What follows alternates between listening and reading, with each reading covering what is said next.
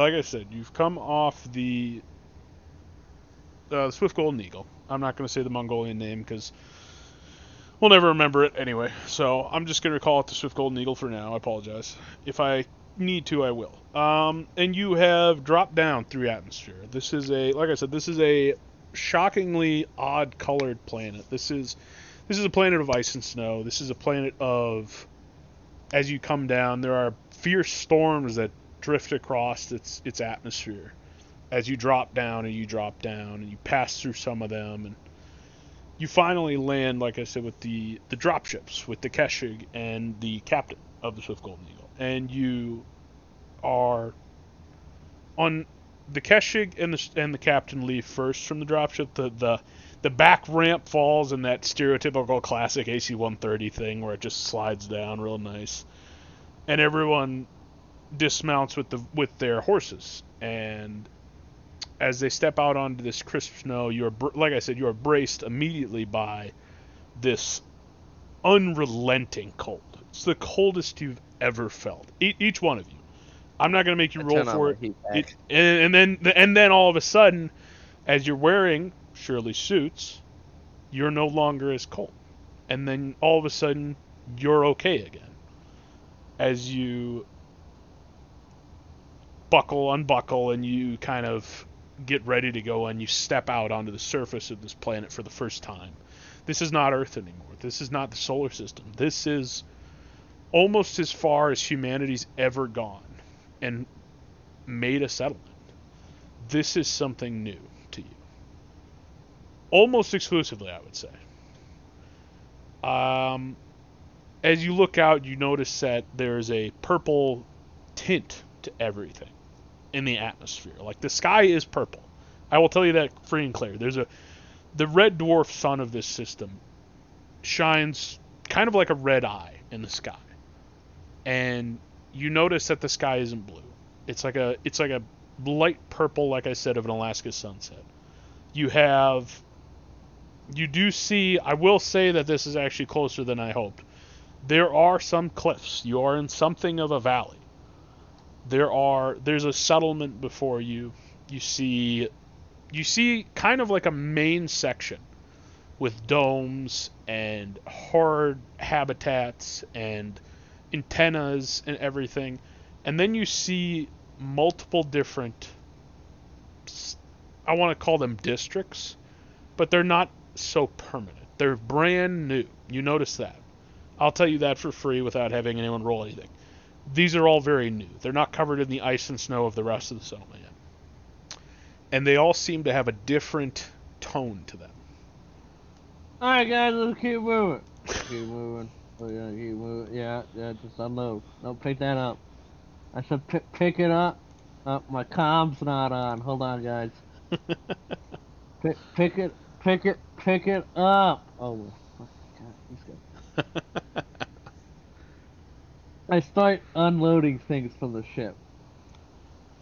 You do. What are you unloading? I have your gear in front of me, so if you'd like, I can stream it for you so you can see it. What are you streaming? I'm streaming your shopping list that you guys all bought. This has your actual items that you bought. Yes. I am going to be taking basically. I gotta scroll in. I gotta zoom in. Sorry. This thing. It's very wide lens. There you go. That better? Just scroll in just a little bit. Just a bit. Alright, perfect. Okay. Oops. There it is. I'm gonna look at one of the other scientists and go, because they never told us, where are we going? Where are we going? Like, where's our destination? Let's just make a place. What are you talking about? And as I would say, you're doing that as you're pulling, hard cases full of medical supplies and tools and things. You notice most of it, I'd imagine, is not our stuff. It's the scientists' absolutely stuff. not. This is kind of, the scientists actually came down on a different on a different dropship. I'm sorry, I didn't proclaim that very well. Okay, you're on board with the captain and the Keshig because he wants to keep an eye on you. That's kind of what you're determining. He wants to make sure you are handling this well, and he wants to have you nearby, considering this is the job you've been kind of presented with for the moment. He is... Well, let me explain what I was going to explain first. I'll put it that way. As you notice, you're watching this. You see that out of those 4 districts... I said 4, right? I think I said 4. Yes, 4 districts. I would say 4 districts is fair. Out of those 4 districts, you see streams of people in different shapes and sizes and colors and gear. And they all come kind of like barreling out in a sense, and you notice a lot of them are armed. As you notice this, the captain and his Keshig notice this, and he kind of keeps an eye on it. He's not really worried. And as you watch, the disembarked troops from the Swift Golden Eagle start to basically create a camp where they landed. Like, pretty much clearly. They would be, if we were to use this picture as like a thing, as like a guideline, they would be off to the side in this valley area, over by the, right here, actually where I'm clicking. Like right in here. They kind of make like the traditional camp of the Mongolic and the Turkic peoples, with the Ger, which is the round tent that is very familiar to people from the steppes, right? And they are just quite literally dismounting, staking their horses down, setting up these Ger tents. They placing wooden platforms down for some of them. Some of them they're clearing the snow away, and they're just dropping these things down, basically. Thank God we are not living out there. I'm gonna go to what these... Are there buildings? There are pre-set up buildings? Yes, there are. Right now they're behind something like 150 people from various major powers. How angry do they look? They're not angry. You do notice that. I will make you roll, I think, for this. Let me look and see. I want Gunny to make an intellect check. Oh boy. I know. I'm sorry. It's the reality of it. 4. Okay, they look not happy. I think you can understand that from a basic standpoint. Yeah, but nobody's really happy when I show up. Yeah, I think you'd be able to Typically. determine that. So it's kind of like neutral. to It's Gunny. fairly neutral to you, yeah. It'd be fairly neutral. They're not pulling the trigger, so you're figuring this is pretty normal. This is calmer than my normal landing. You see, as you watch this, there is a group of people that seems to dislodge itself from the masses of this group, and you see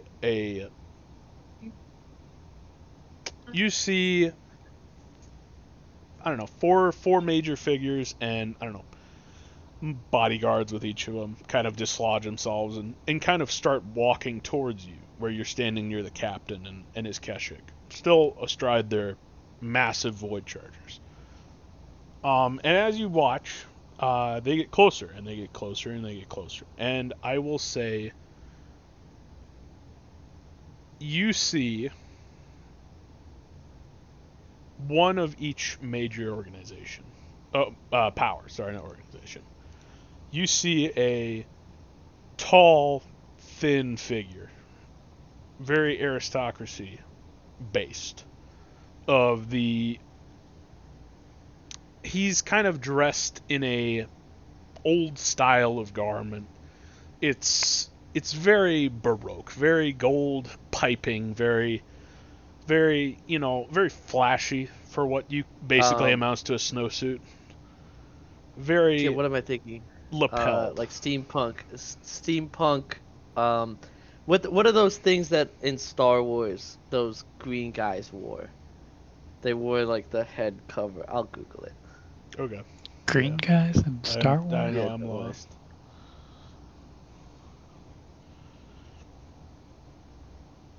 He looks kind of like a... I'm trying to think of a real-world example that would help you guys with your visualization of this.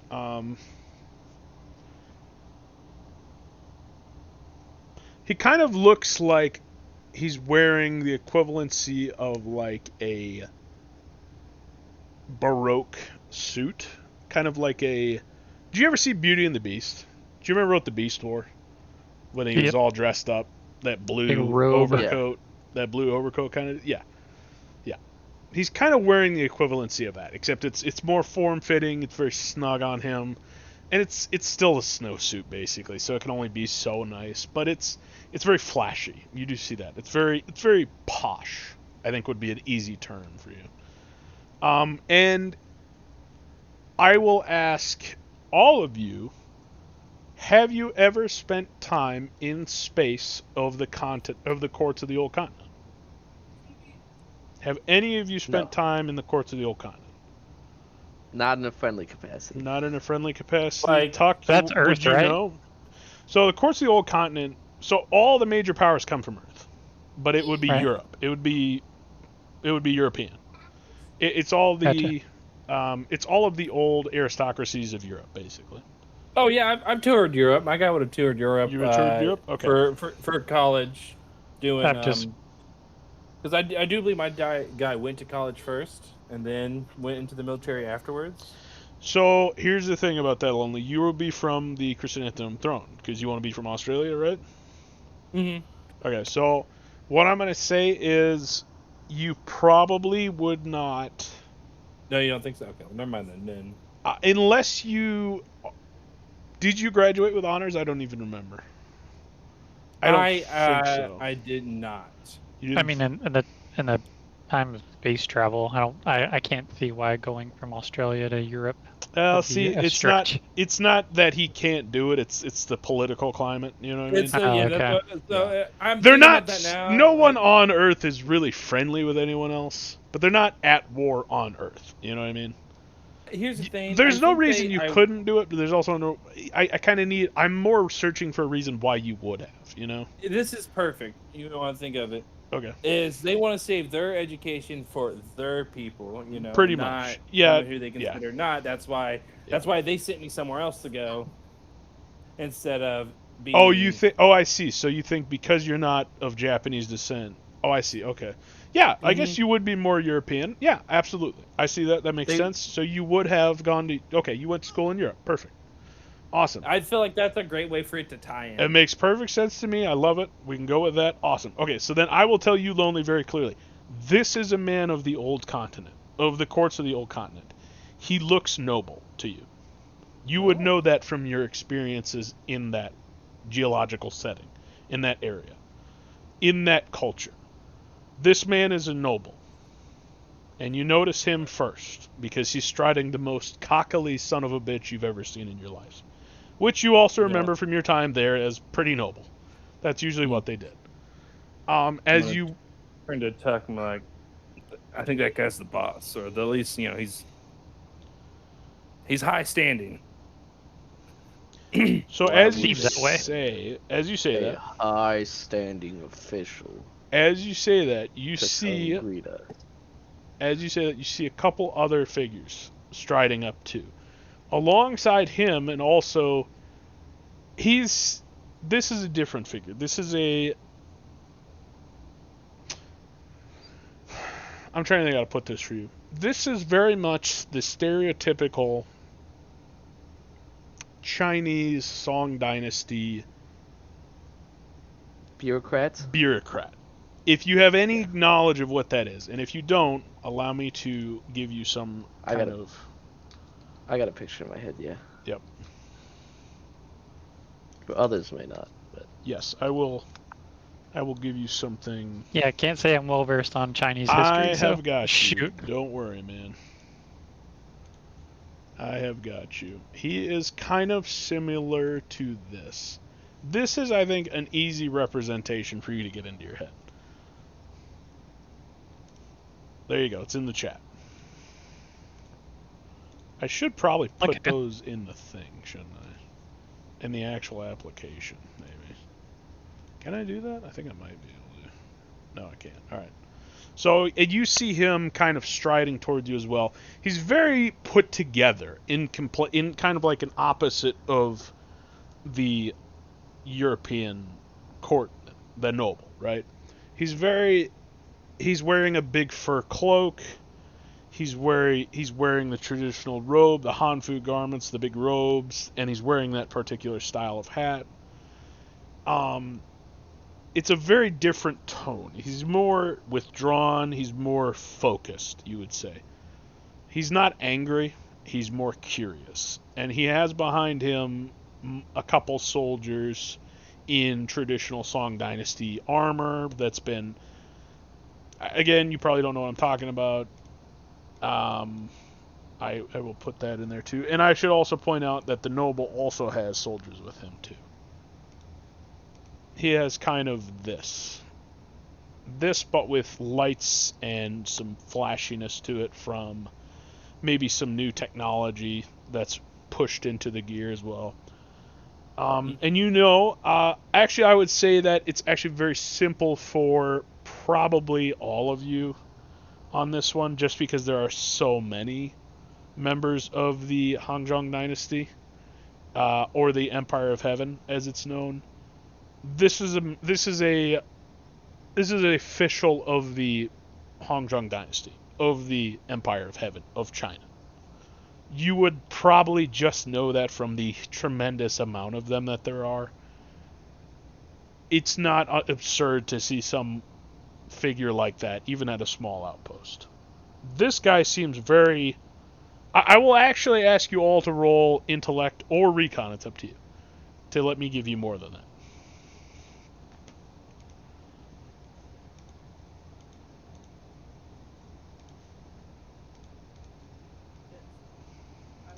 Intellect. Right? Or recon, yes. I don't have recon. Then it'd be intellect, yep. North rolled a 6. Getty rolled a 4. Tuck rolled And a Tuck 4. rolled a 4. Alright, so that's what you can determine right now. Alright. And as he strides towards you, you move on, and your eyes also pick up. I'm sorry, I'm trying to go as fast as I can just so you get a flavor tone here. Mm-hmm. I'm going quick, I promise.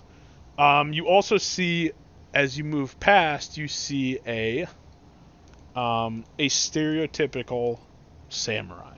I mean, quite literally, I cannot put it in any other terms. This is a space samurai. Whatever your brain comes up with, that's what he looks like. He's not as tall as the rest. He doesn't need to be. He's wearing traditional armor that's been upgraded with, metallic components of unknown origin. There are lights that run underneath it and kind of like pulsate. There are, LED, there's like buttons and shit. I mean, he's wearing a traditional helmet. It's a space samurai. Congratulations. And I would say easily, Lonely, you know this immediately. This is a member of the Chrysanthemum Throne. He is a member of the warrior class. It is odd to you that he's here. But if he is, there's a reason. And that reason is most probably, I think, without making you roll again, that he's heard something is going on. So news has leaked somehow about what's going on here. And I'm not going to really bombard you with much more other than to say the last one is a very large man in a fur robe and an ushanka.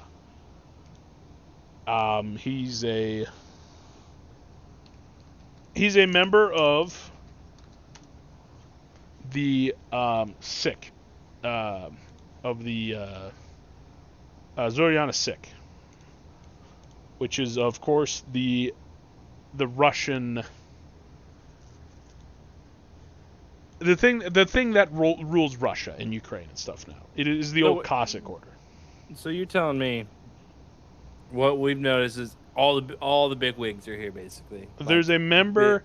That is what I can tell you very clearly, yes. You notice that every one of the major powers is represented, and they are sending... And now, with the arrival of you, which I would say most of you do represent the Union of the Western Star, if I'm not wrong, and the fact that the Cognate has brought you here, this is almost... I think this is every major power. Because you also have some members of the Broken Shore on board, if you remember, Shirley. Mm-hmm. Shirley is not present at the moment, but it's probably because it's cold as shit. Anyway, from what you all know That now, or she's already gone. or she's and already gone, you doing don't know. some- You have doing no trading idea. Stuff. Yep, you have no idea. All you know is that from your observations at this moment, this is everyone that matters in the solar system. Oh.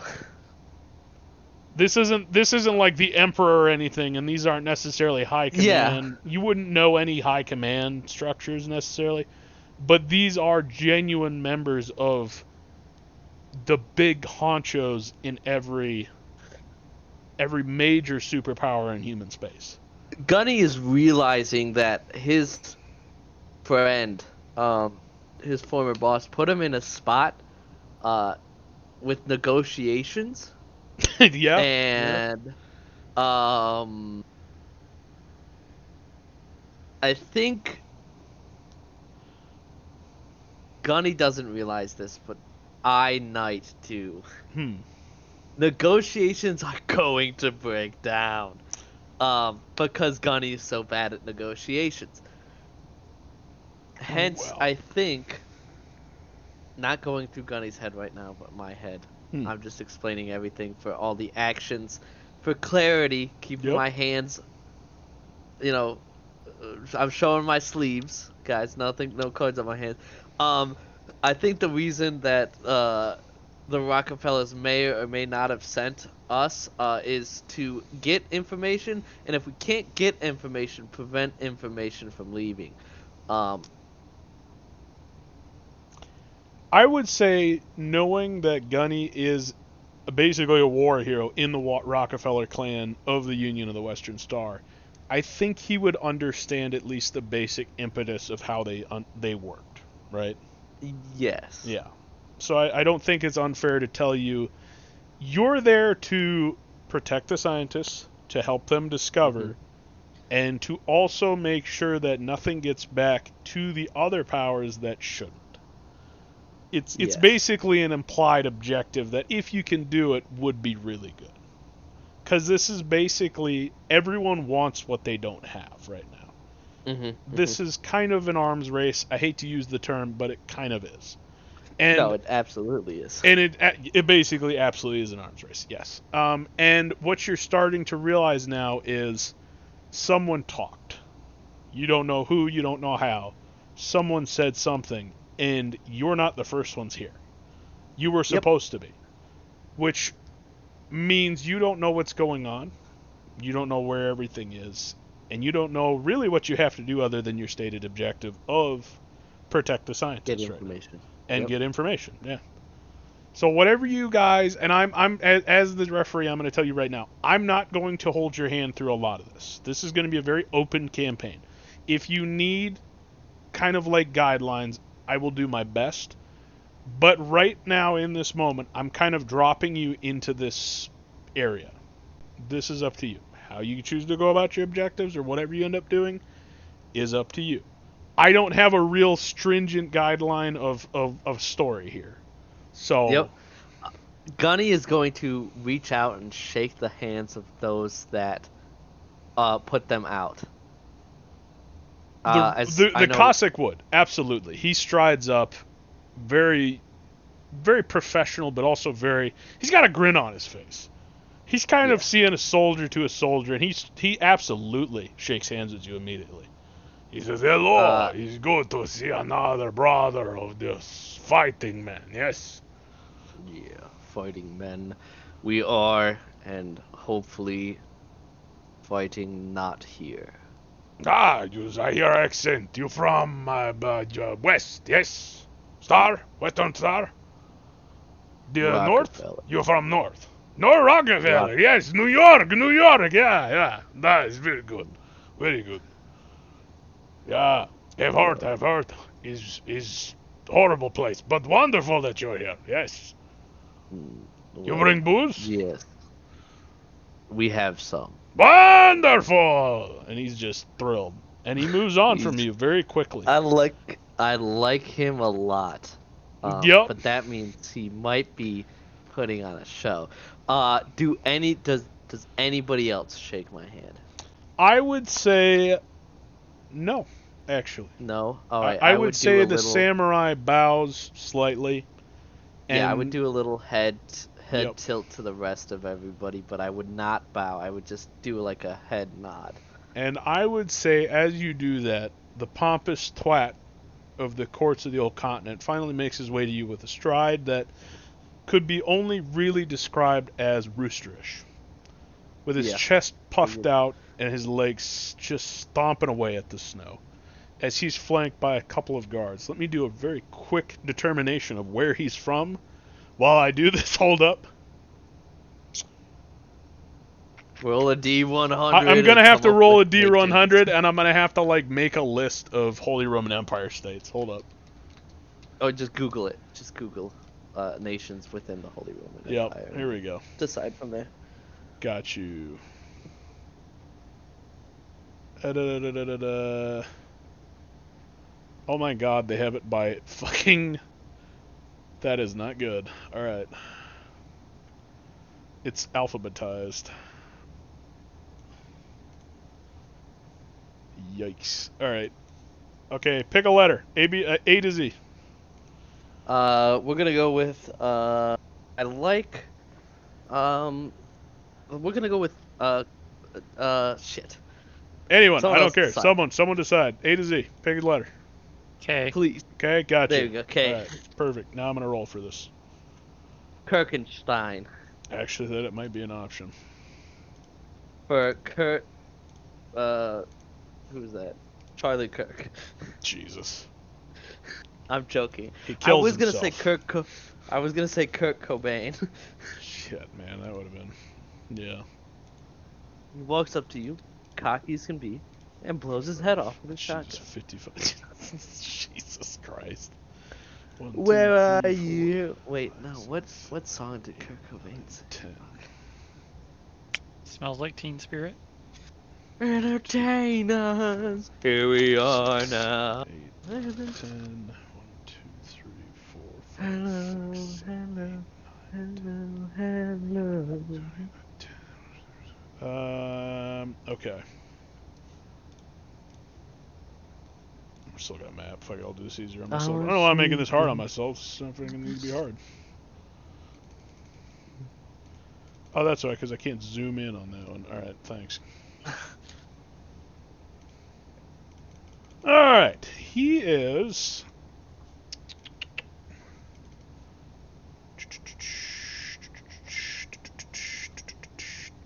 Okay. As he strides up to you, he goes, "And who are you?" Hmm? Oh God, he is German. Yeah, he is German, yeah. Medics. And who do you represent, sir? Because Rockefeller. I have not ever heard of you before. A Rockefeller. Union of Western Star. What a shit. And why are you here? Why do you bring force? Why are these, what do you call them? Animals. What do you call these animals that you brought with you? Hmm? Void horses. Or void, what are they called? Void Chargers. And he Void shakes his head Chargers. at you. He says, no, not Not those animals. mine. Not those animals. Dumb scuff. The ones riding them. I look up at the captain.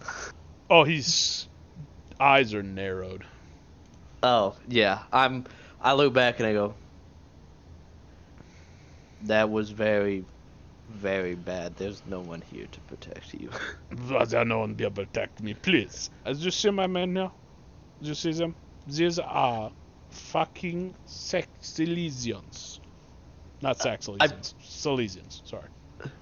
I point up to the many, many ships still landing. Yeah, they are. And he kind of takes a moment. And he does kind of, you see reevaluation in real time. I think that is something very clear. As he kind of suddenly realizes the reality of his situation. And he goes, oh, that is true. You are This is lucky true. he doesn't understand us. Yes, that is... You know, thank you very much, Maddox. Is your name Maddox? You said Maddox. Yes, you did say Maddox. Wonderful. Yes. I see. You You might have to share snaps with me. Wonderful. That was We'll such a see good how statement. this goes. And why are you here with the Kaganet? The Kaganet. Fast ships. They have fast ships. Yes, this is true. This is true. What are And it's- you in reference to? Are you here on resupply? And he kind of looks We're at you here. with eyes that are kind of, in a way, probing, I think would be the term. Can I roll streetwise to know if I know what a Silesian is? Yes, I would say you can do that, absolutely. Any of you can do that at any point if you want. And just let me know when before you roll. I'm rolling. Okay? And I don't. I'm going to have to say probably not, no. Okay. I will say ignorant. Yes, you might have heard it's somewhere on Earth, but you don't know where. Legions. Silesians. Okay. Silesians in Germany. Yeah. Where did- Maddox also doesn't know. Oh, yeah. You do notice that the soldiers behind him are actually very proper. They're like professional, I would say. That's the thing that strikes you. They're very rigid, Hard and they carry hard very fought? fine guns. professional or I think you would ceremony actually professional? note. I think you would actually note. Yeah, they are hard fought. I think Okay. they're not. Okay. Their uniforms aren't necessarily perfect. They're nice uniforms, but they're worn in the way that men who know Practical. how to fight wear them. The buttons The buttons are not done all the way up on the bottom to promote hip movement. The collars are popped to give neck warmth. They look like men who know how to get the job done, and they carry very Got it. nice guns. You see that without having to roll anything. Yeah. They basically. I kind of Yeah. Yep. Go ahead. stare past, give them a once up. Not a like a what up, but a once over Mm. is what I meant. Their eyes Realizing we are are true. still outgunning them, but I don't want to risk it because they will take a few of us out. Oh yeah. You see the very fine scopes on the rifles. Yeah. Ooh, the distance. Yep. Um, And as you know what, I'll make this easier on all of you. If I can kind of move you along, Knight, to give you kind of room here to maneuver. You speak back and forth, not to take agency away from you, of course, but you speak back and forth. He's pompous, but he's also sly. He's a little clever. He's a little cunning. He knows when to not be pompous, and you note that. And as he talks to you and he kind of gets a feel for you, you notice that the representatives for the Empire and for the Chrysanthemum Throne both are listening. You don't necessarily see recognition of the language, but you understand that they're present and they're observing. I think as you see behind all of these guys, the loose blob of troops has kind of evened out and has kind of made four distinct segments based off of who they represent. I assume the soldiers that aren't in the front eventually get bored and start, chatting with each other. And You notice that the Cossacks do. Absolutely. They're actually very loose. They're militarily excellent. You can tell from the bearing they have, from the glint of their eyes. But you do see they talk. They're shooting the shit. They don't care. You notice the Empire of Heaven's troops, the Chinese, don't move. uh-oh. They are Well, that doesn't rigid make them in good formation. fighters. They are rigid in formation.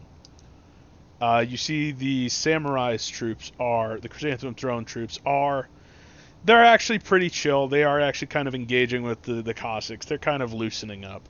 You see a front line of Samurai, though, that aren't even twitching. Oh, yeah. I'd imagine so. And you see that the Europeans are also very well drilled, I would say. I think you would see that very clearly. They are kind of loose. They're all kind of loosening up. I think the only ones that Mhm. kind of aren't are the Chinese troops. They are utterly motionless. Yeah. And as you talk to collective. them and you determine your bearings and kind of everything settles down, I would ask North, Mhm. are you... The captain looks at you as this is going on, as Maddox is engaging with the European representative. Are you... And he says to you, are you wearing your chip, North, by the way, so you can talk to him? Lonely is dead. North, yeah, Lonely died. Lonely died. We're going to say he is. Anyway, he asks Lonely to translate for him. North to translate for him. And he tells North this, basically, to tell to the representatives. The Cognate is here. We are forming a camp. We are at peace for now. Trade will commence. Mic off, mic on. And they will range this new world if they wish to. And he tells that to North, and North translates that over. And is there a way for me to send a private one-on-one comm at this close of a range? what do you have that you can use to do that with? You have a We personal have comm. We What? have comm devices. Sorry, what? Yep. Okay. Red, what? I said, you said the Cognate is here. We are forming a camp. We are here at peace, or We and are then you not said at willing war. to- He didn't say Where- peace. He never said peace. He said we are not at war. And trade will commence soon. And he Okay. said we will range this new world as we see fit. We wish. Basically, he's basically telling you. Yeah, that's basically what he's telling. Yeah. Yeah, you have a personal communicator. Yeah, you have like a phone or something, or like a small. Would it be overheard if I started speaking to it? It depends on who you're speaking to. I don't know. Are you capable of speaking quietly enough to disguise your movements to speak? Is Maddox capable of that? If you can tell me how you can do it, Knight, I will probably let you do it. Sorry, I just stepped away Mm. and my PC lost connection. What did you say? I would be able to do it. If you can give me a good reason, I'd let you do it. How would you do it? Ah, How would you do it? We do have helmets on, but I don't know if that would. I don't And I'm think pretty sure you forgot to turn your comms on, so you're just kind of yelling. Oh, that's great. So you're just screaming through your helmet? Okay. Well, Well, you don't really have helmets, I should say. You have like masks that go over and cover everything. You've got you ever seen like a kabuki mask? You know, it kind of goes over the face, kind of deal. You don't have like a kabuki mask Completely? on, but it's Oh, like a lower face, lower jaw. lower face, lower jaw that goes to the upper face, upper jaw, and you have like goggles that are like Mhm. built into it. So yeah, you're kind of just screaming through your mask, basically. Unless yeah, you figure out how to turn on the function to like broadcast it. You All right, Maddox is gonna try to make an intelligence check. Alrighty. to Or figure out how to electronics. I would turn accept electronics if you have it. He does not have Okay, electronics. I would. To turn on he doesn't one just turn natural over one. and go, It's "Hey, a 1. North, how do I?" You No, just no, rolled a natural 1 intelligence check. I'm got to Yes. figure out what that means for you. Hold on. He You're trying to accidentally figure turned it out off. your mask. Just not even that. Like I want to just say like your ass flap opens up and you like your bare ass to the wind, but that doesn't work. Your mask falls off somehow. Oh shit! You basically it just falls into the snow at your feet. Do I have trouble breathing? Yeah, I would actually say you do. You can roll your So cold it constitution. hurts. You can roll your constitution. We'll see how bad it is. At this rate, it's so cold 9. it hurts. 9. Right? Yes, it Yes, does. at this cold, it actually does. There's It a even hurts with our masks on. what I'll tell you, Maddox, actually with a 9 roll is it's not as bad as you thought, but you don't want to do it for long. It's cold. It's really cold, and your face is now really cold. and your lungs are kind of starting to hurt, but it's not as bad as you thought it was going to be. So it's not immediate hypoxia. No, It's like there's enough oxygen. Yes. Okay. Yeah. That's what I was. No one's carrying worried external oxygen. I'll say that. Because, like I Okay, said, okay. this is a higher gravity world, so there's more. There's actually more oxygen than you're used to. Just from the Too much effects of air. gravity. I'm choking. No, not too much. Not too much air, but too much oxygen could lead to explosions and things of that nature. And not so much like it's explosive, but you think it's kind of like a crisp winter morning on top of a mountain. It's just there's a lot of like, oh my god, I feel like I can run around and jump kind of deal. You know? Yeah. Yeah. I'll get winded quickly. I would say that you could determine that just from the advanced gravity. Yeah. Got it. Yep. But now your mask is off, so you can scream or do whatever you're doing. But no, you didn't. I was gonna send a private comm message saying I think the Khanate is lying. I think he understands. There's no way he would be sent on this mission unless he understood all languages with this big of a party. So I was talking to someone. I actually want to see if I can do an insight or something to see if I can see if he's understanding what people are saying. That's what I meant to. The Kane. Sure. The big boss. Technically, this would be in the command structure of what this is. This is a of the Cognate. He's a fairly senior member of his own band. Basically, he's almost a Khan, which is he's very. This is a big dude. Yeah, go ahead, roll. I'm sorry, I'm just adding information. What do I need? Insight, I think is like let me see what you have. Or do social? You could do social. You could do diplomat. You could do. I could see recon. I could see intellect. I mean, it depends on what you want to roll. What are you trying to do, and that will determine your. Justify it to him is basically what social. Okay, social. Yeah. Yes. See if he's like. You notice that his eyes are following the conversation. With a 10, I can tell you could probably determine that, yeah, he probably does speak it. Or at the very least, he knows enough to understand what's happening. Or even more information on that, even if he doesn't speak it, someone else does and is telling him what they're saying. I'll put it that way. Yeah. I feel like there would be a translator if nonetheless. Someone understands, and the captain is very aware of what's happening, and hears it very clearly. With a 10, yes. Because I meant to do that earlier. That poor bastard. I meant to do that earlier, but I was dealing with the baby, so now it's still talking to me as well. Yep, you're good.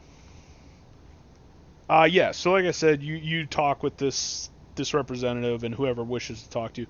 The Russian, or not the Russian, the Cossack is also gone, and he's speaking kind of like a weird, broken Mongolic language to the captain. The captain is engaging with him, and they're kind of buddying it like old warriors do. And the Cossack kind of like nods his head, and he's like, "Oh, yeah, he's good with me. Don't worry," and he just walks away. And all the Cossacks see him coming, and they just kind of make a cheer, just Aldo, and they all kind of just drift back towards the settlement, to their quadrant of this place, basically. And now you just have 3, and the Chrysanthemum Throne and the samurai representative with he's wearing, you can see, a Mempo mask, which is that half mask that the samurai wear with like the fangs and shit. Yeah, and he's also wearing a traditional like helmet. And as he sees this happen, he kind of looks to all of you, and he looks to you, Maddox, as well, and says, "Here you go. Is no conflict. Yes." In English.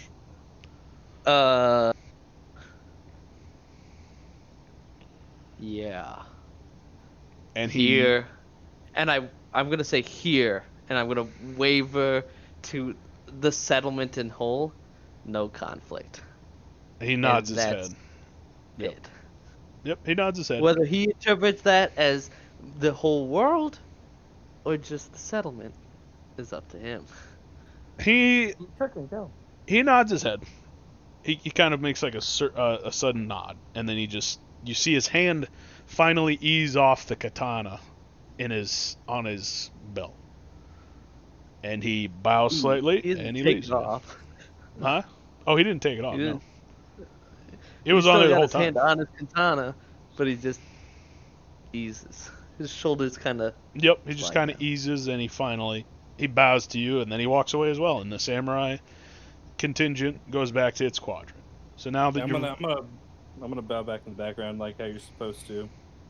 he notes that, I would say he notes that, and he kind of like looks at you for a moment longer than anyone else, and he kind of does a very short like bow in return, and then he leaves. I'm gonna turn to this German Yes, because was the closest kind of structure of civilization. We requisition some spots for our scientists. well, this is. Did you bring our scientists as well? I think as I am remembering, as we're speaking, I remember speaking with. I am hearing over the comms from my lieutenants and my men that one of ours is with you. Will he Yeah, bunk with us? Will he stay in our we quarters, in our squadron? depends. Are we all staying in your quarters? Well, this, it comes with certain responsibilities, This is not simple. Gunny, hold on. You don't know where we're sleeping? Jesus, fucking Christ. That's night. Fuck you, lonely. Gunny stares at you like As you say what? that, you see What the the fuck? German's lips kind of just curve up at the edges, like he's just gotten a measure suddenly from that. Fucking God. Oh, then we'll be more There than goes my happy to leverage. offer. More than happy to offer your berths or bunks. Very fine bunks as well. We do not sleep on the snow like animals. No. This is very kind. Very good. Would you prefer this? I Thank think you for your I could kind find offer. very room. Oh, We this will is no take you up problem. on it. No problem. You will? You will take up on it? Yes. To Oh, ensure that wonderful. And he like claps his hands like, yes, good, very good. stay under our protection. I think as you're saying that, you finally see the scientists kind of make their way over to you, and they're all bundled up. And as you're talking to this guy, you finally see the German scientist, the Prussian. And you see an interesting thing. I am trying to find his name. Hold on. Give me a minute. Wolfgang von Liebitz. There it is. Liebitz? Yep. Von Liebitz, yep. As Wolfgang, who, if you remember, is a very large man. He's a very large Prussian. You'd say he's probably about close to 7 feet tall. He's about 6 foot. I want to say about 6'8", and he probably weighs about 300 pounds. This is a big man. This is a big man. And he is in Prussian blue. And he is in a wool overcoat.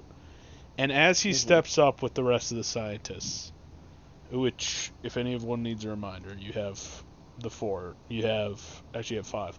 You have Dr. Ignatius Tesla Black, of the Broken Shore. You have Wolfgang von Liebitz for the Hohenzollern aristocracy of the Prussians.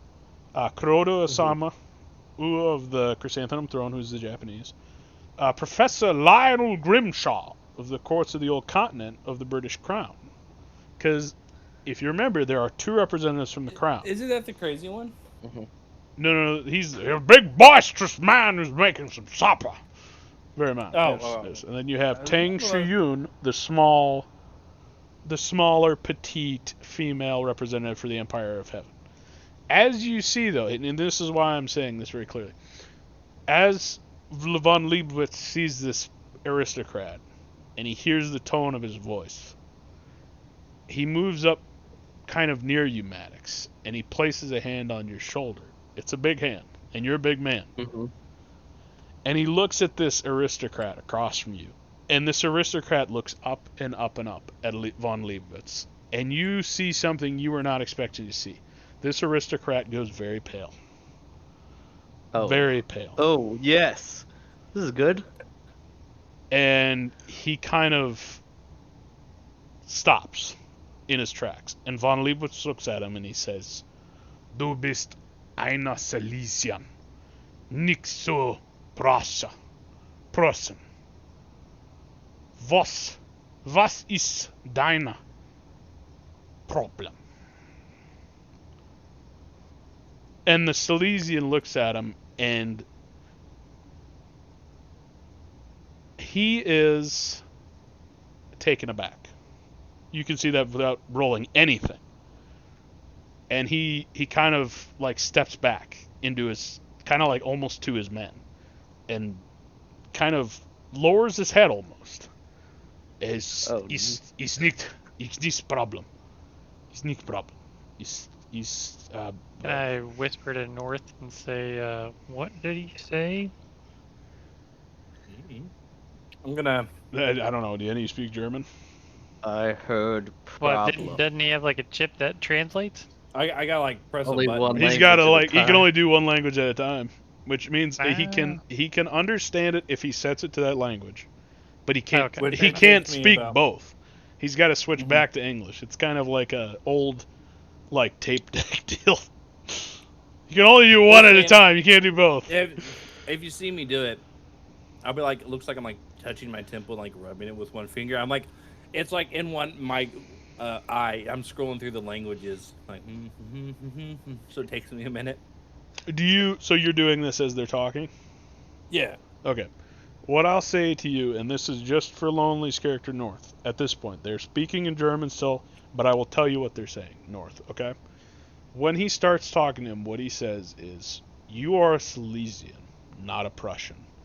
What's the problem? And the Silesian looks back at him and says, there is no problem. I am sorry, basically. And von Leibowitz looks at him and says, you are simply a border county. You are not even a junker. Why are we being held up? And the Silesian at this point has the countenance of a whipped dog. And he is withdrawing, basically. And von Leibowitz is very tall and very bearing down and very just... He has the countenance of a man made of steel. And the Silesian withdraws and says, there is no problem. I am at your command, Air Junker. Utilize me as you see fit. The scientist is the one backing down, or is the other way? No, the other one. The Silesian's the man, Okay. the pompous rooster. Mm. And as he backs down, he says, there is no problem, I'm at your command, Air Junker. Please utilize me as you see fit. I am at your command. And he basically turns tail and run. He kind of clicks his heels, and he makes a very quick exit. And von Leibowitz kind of looks after him with furrowed brows. And kind of claps Maddox on the shoulder again and says, there is no problem anymore. He is not... In English now. He is not... He's not going to give you any issues. I am surprised to see this there. And he says nothing else. And he kind of We never shakes his talk. head. I'm gonna try to whisper something, but I forget to change my chip, so he doesn't understand a word I'm saying to him Was right ist now. feine You whispered Grossenjager? something in German to him. Was ist keine Grossenjager? Yeah. You do that. So the only one left in front of you is the figure from the Hanzhong Dynasty, the Empire of Heaven. And he looks at you, and he looks at the Cognate captain, and he says in very crisp, clear English, accented, of course. It is a pleasure to make acquaintance. If we are not at war, I have no problem. But he says it in a Chinese accent, which I can't do, and we know that. Oh, hello, welcome. Hello, welcome. You are We you are are not welcome. war. You are welcome as long as war is not here. Basically, he just says No war, you welcome. he says in very clear English with that accent. He says, there is no problem. Then we are Yeah. not at war. Then we are good. And he turns and he goes away. Basically, he just So- leaves. It's my understanding that right now the Germans. I'm gonna try to corral all of the scientists that we brought into one quarter, and it seems like we're gonna go into the German quarter. You are free to do whatever you like. What you know is that and what I'll tell you, what I need everyone to roll is I need recon or something similar Uh, before the Chinese. Tactics? No. I'm gonna roll a d20 What- and see if I've changed my language yet, too. By the way. Okay. Recon. did. I What's a changed. recon? Recon's like a intellect. Roll intellect. If you don't have recon, roll intellect. 18. 7. I'm back in Six. English. If I got like anything below like a 15, it was gonna take me like a minute to circle back through everything. But My food just got delivered. I'll be right back. All right. Tuck. Make an intellect or a recon. Which is higher? Let me find out. Mhm. Maybe recon? Maybe. We'll find out. What did intellect? If you have recon, you can just roll recon.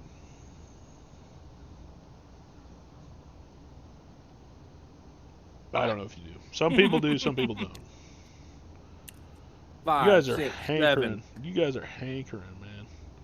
I just wrote on intellect just because. I just wanted to see. Fair if enough, I- man. Fair enough. I don't blame you. Yeah, so I can't say anymore, but what I'll tell you is North, he makes a surprisingly deep bow towards you all. Everyone gathered there, I'll put it that way. And then he leaves. And you are looking at a settlement that no longer has a blob of troops in front of it. And you're looking at basically 4 quadrants of a settlement around a basic core of what used to be a very, modest research outpost.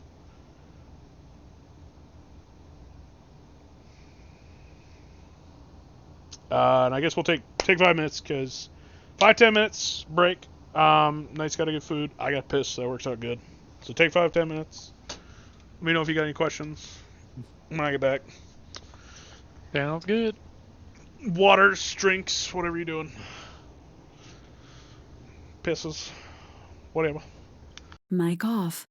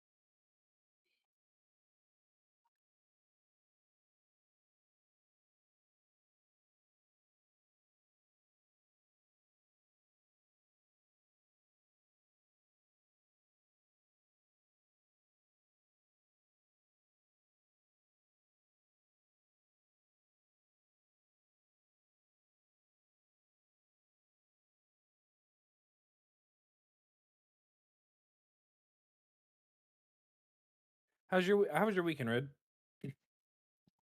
I'm not bad, dude. Hung out. Did things with the kids. Yourself? Oh, not bad, not bad. Tried to recover mentally a little bit, but I'm back. Yeah. Welcome back. So what did I miss? he bowed deeply to us and then left. I only seen that. Never mind. The the Asian guy, the Chinese Yeah, guy. yeah. All right, cool. Probably gonna have to kill him later.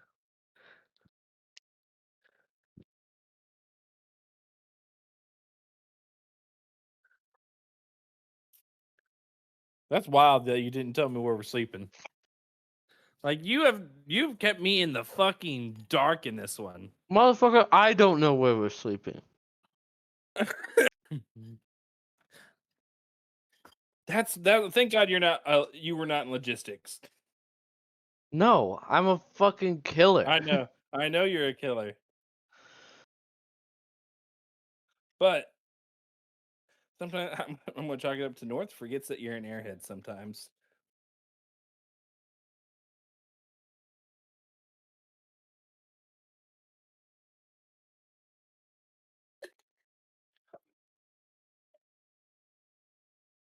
I'm great at fucking killing.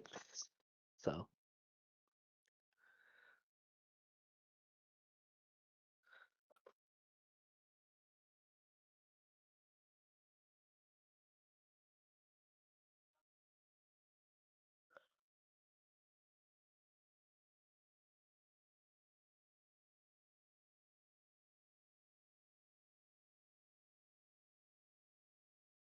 The lonely girl. Sorry, the crazy girl in the bathroom.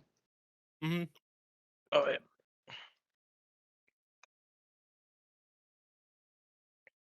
So game plan, guys. We've got to consolidate information. Basically prevent information leak at all costs. So we have to separate the scientists and keep them on under lock and key at all times. Basically, they're basically our hostages now. You told me all we're doing is make sure they don't die when they're doing research. Yeah, but I lied. Are you Not sure what I you didn't signed up join the for. CIA and not HR? They're it's like now I You'll never have to know. compartmentalize everything. Yeah, and no information leak. We can't let all information get out. We also have to research. Tuck, how good are you at sneaking around? I mean, I've done some sneaking around on Alright, He's a perfect. paper. he's a 6'6" string bean. I've got stealth. He's a fiery redhead. I can roll a 7 on stealth. Yeah, so I need you, Tuck, to what is it? Find information. That's it. Yeah. Yeah. You need to start stealing information as much as you possibly can. Roger. I think I could do that. I love being Wait. misused so much. What are you gonna do? You gonna sneak around and steal information? I don't know. The guy who Yeah, is you're good with gonna go with Tuck, and I'm gonna communications, keep the scientists safe. the guy who does communications can maybe just hack the communications and intercept messages. Not unless they're physical. Mm-mm. I mean, it's worth it. Give it a shot. I would say if we're Nope, here to he gather doesn't want me. intelligence. He I thought doesn't our want me to. main job was just to protect the scientists, though. It That is, is our main job.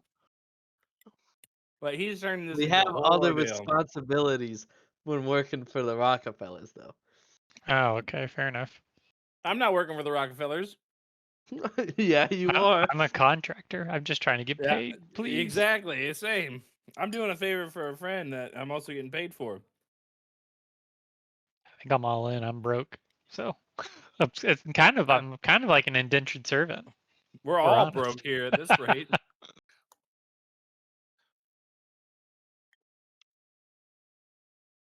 Maybe.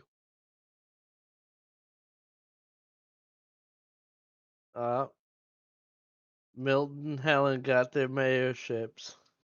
Hmm? They were sworn in today. I know. I felt bad I couldn't be there, but Nobody was there when I got sworn in. I didn't know you were doing it. You never told me. I didn't get sworn in. They just went, all right, you're mayor now. Did you really? Yeah.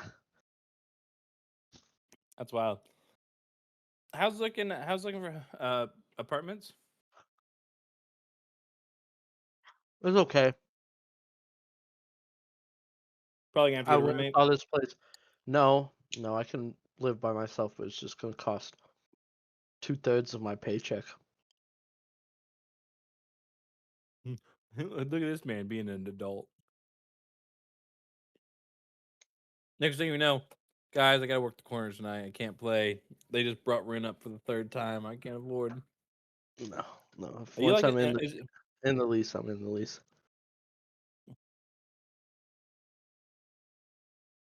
Hmm? nothing. Sorry, Helen sent me a message and it's fucking funny.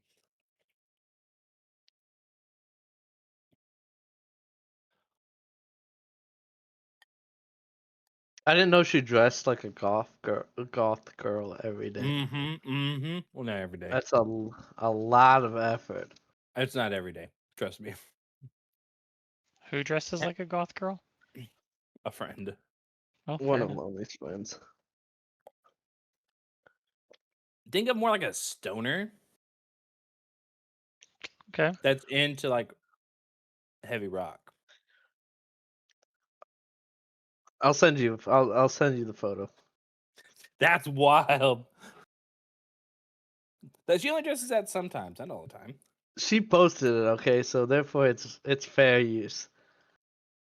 Fair enough. Fair enough. Did you see I what I posted posted? mine.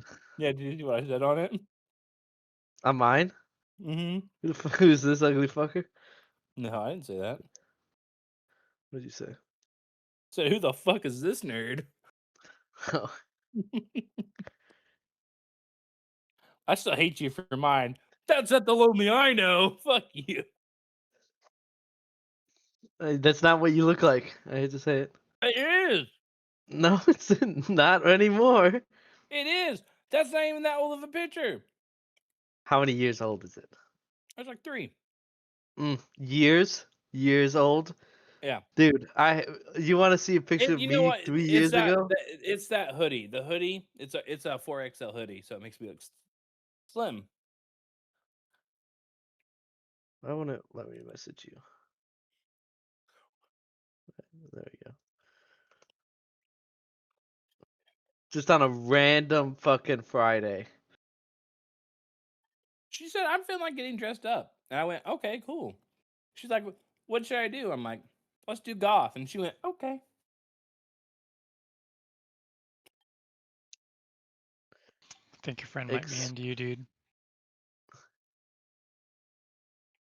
No, she's not. Okay. The funny thing that cracked me up, we played Monster Hunter World, and she did like a little face art deal for her character. She got bored and just decided to draw that on herself, and then so she looks like a little Nico. It was hilarious.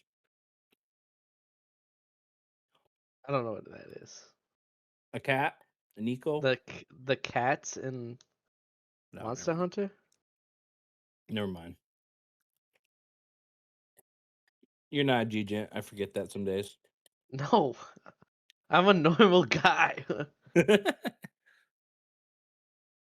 we playing I don't baseball know this what Tuesday again, or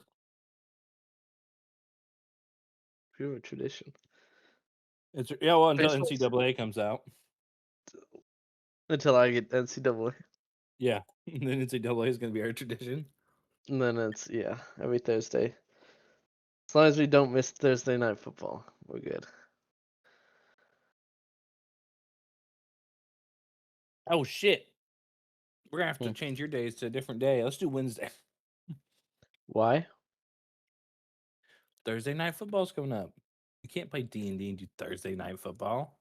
Yeah, we have. We've done Thursday night. I know we football, have, but you know, half of us are sitting there watching it and not actually participating.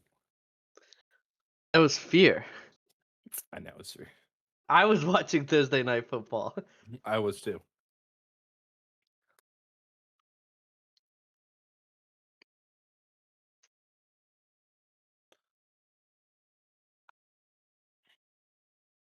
Lord forbid you guys multitask.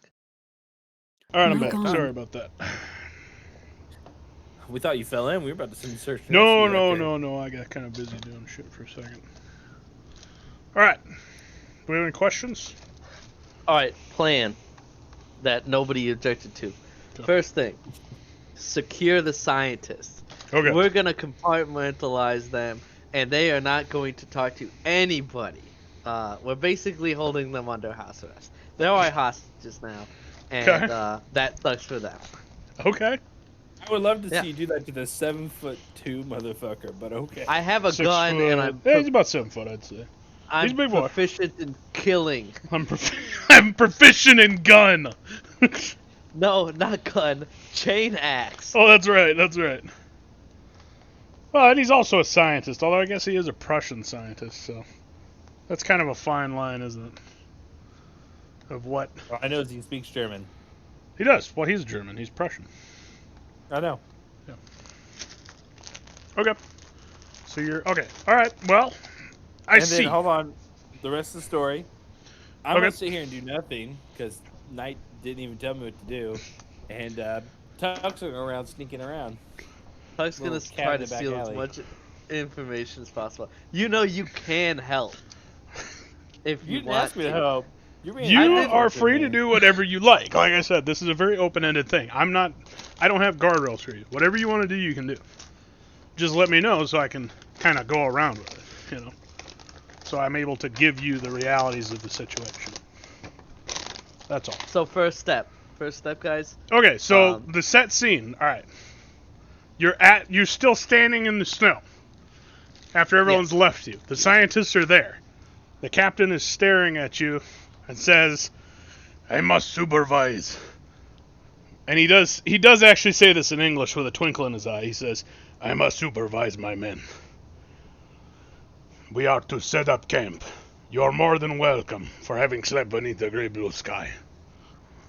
And he kind of nods to you all, and then he trots off on those massive horses. Wait, There you can go. we camp with you? Oh.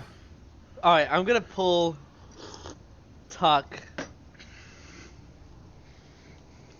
and fuck, Lomi, what's your character's name? No one Star remembers my dude. That's why I hate playing the quiet guy because no one understands. Well, then North. then don't play a No, quiet guy. You have the freedom with your character. Quicksilver, yeah, Quicksilver and Tuck. North. His name is North. Yeah, Tuck and North. I'm gonna pull you guys to the side. I'm gonna point at the fucking scientists and be like, "Don't move." Von Leibowitz just And I'm kind of gonna looks turn at you and like puts his hands out like, okay. I'm gonna turn around and I'm gonna speak very softly and quietly. All right. We've secured lodging with the Germans. Europeans. We Okay, have Or the Cortical continent. to keep them on lockdown. Mic off. Why? Information leak. They're not our scientists. We're Mic just on. supposed to keep them safe. Yeah. What do you think they're gaining science for? They're not giving it to their nations respectively. That you know of. Well, that we're gonna prevent. Wait, what do you mean they're not researchers from their country working for, their country? They're under the illusion that they are working for their country. What they But they here's I what I'll thought tell they you. were. Here's what you know. This is what you know for free, all right? The way this was represented to you, and which Maddox really poorly like understood. And I'm going to tell you this now because at this point you've had time to kind of understand your role. They've come together as kind of like a scientific collective to kind of like be free of the politics. Whether they actually are is kind of up to anyone's guess. This is kind of something that the Union of the Western Star put together very quickly in kind of a bid to get ahead of the curve on this arms race and to frame it as like a this is for humanity thing, right? Look at what we're doing. You know, we're doing this for everyone. We're not even going to send our own scientists. We're going to send a collective of everyone else's scientists. Look how good we are. So whatever that means to you. Yeah, and they will not be getting any science from these scientists. We're gonna keep them under house and key. We're gonna make sure that all of their information is placed physically, or as physical as it can get. Not like pen and paper, but like hard drives, floppy Mic off. disks, anything really. And it's never going to be Floppies, for- Dennis. What is this? 1972. Mic I was just about to comment on it. That is a thing, because you do know that there have been periods since our time right now, and when this takes place, which is about, what did I say, 300 years, 400 years in the future? There has been periods during that time where the cloud and digitized storage and all that has failed. So floppy Yeah. disks and shit like that With are a thing. hard Oh. drive. Physical anything. hard drives and shit like that are a thing. We are keeping all of our information on physical things, and we are not uploading them to anywhere at all because those lines could be tapped. I I'd got say you. Maddox understands that very well. Mhm. Okay. Yeah. So keep the All right, scientists put it safe. in the sink. And Who'd you pull aside? Any Did you pull both of them questions? aside or just North? Yeah. Okay. both of them. So Tuck, you're there too. That's correct. Okay. Any, I was just any curious. questions? Yeah. Any if we get any if we confiscate any of those kind of things, don't worry. I'll take them. I'll dispose of them properly. Just alter them.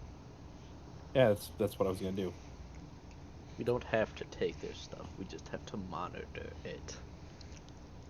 I still don't think we Mic should. But off. okay. Why do you think we're here? To what you exactly told me. To protect them. Yeah, protect them and protect us from getting shot. Because if we have information that they want, we will die, and so will they. I just thought there was something in the caves. Mic on. There is. Need to go find it. All right, hold on. You kind of feel the group kind of get expanded a little bit as Dr. Ignatius Tesla Black kind of barrels into the group, shoulder to shoulder with you, and says, "Yeah, there's shit out there. Oh, hey, Bob. Yeah." You know this to be the scientist from the Broken Shore. You don't know what his science is, but you know he's a scientist from the Broken Shore. And he kind of looks at you with wild eyes and wild hair and says, "Yep, there's shit out there, I heard. Stone in the caves." Oh yeah, what'd you hear? I heard a lot of things. How much you got? Like what? I got a shiny penny. I'll take a penny. It's got copper in it. Oh, yeah, I give him a shiny penny. Or a copper coin. Mic off. Mic on. He kind of looks at it and he like bites it. Yeah, that's shit. And he throws it away. That's crap. Try again. Oh, Ugh.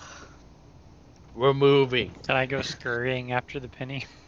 Yeah, absolutely. I'd say roll dex. Fuck it. See if you get it. well, how deep is the snow? How deep is the snow? Right in here, it's not very deep. Oh, okay. I He rolled an fucking 11. catches it. He fucking catches it as it goes flying away. Just like leaps after it and just grabs it out of the air. should talk not Jewish. I mean, he's living It's his just best. broke, dude. Shalom. Just broke, Can I yeah. have a... Thanks, Tuck. Can I have a penny bag? No. we're Finders moving. keepers. You know, I start walking towards the German area. And I'm just gonna kidding, I flipped it back to you. No, I just drop it back. Oh, yeah. There you go. I'm gonna requisition Much some appreciate. fucking beds and rooms. okay, yeah, we don't have to roleplay all this. Just tell me what's going on. This is your first day at Pythea's Rest. Now that you've met the basic superpowers that are involved in the struggle, there is also the scientific community as well that are actually stationed here and the original part of Pythea's Rest. If you'd like to engage with them, you can. What I will tell you is, as you go striding out towards the German sector, von Leibowitz basically yells after you and says, "We're going to bunk with the scientists, as we are scientists."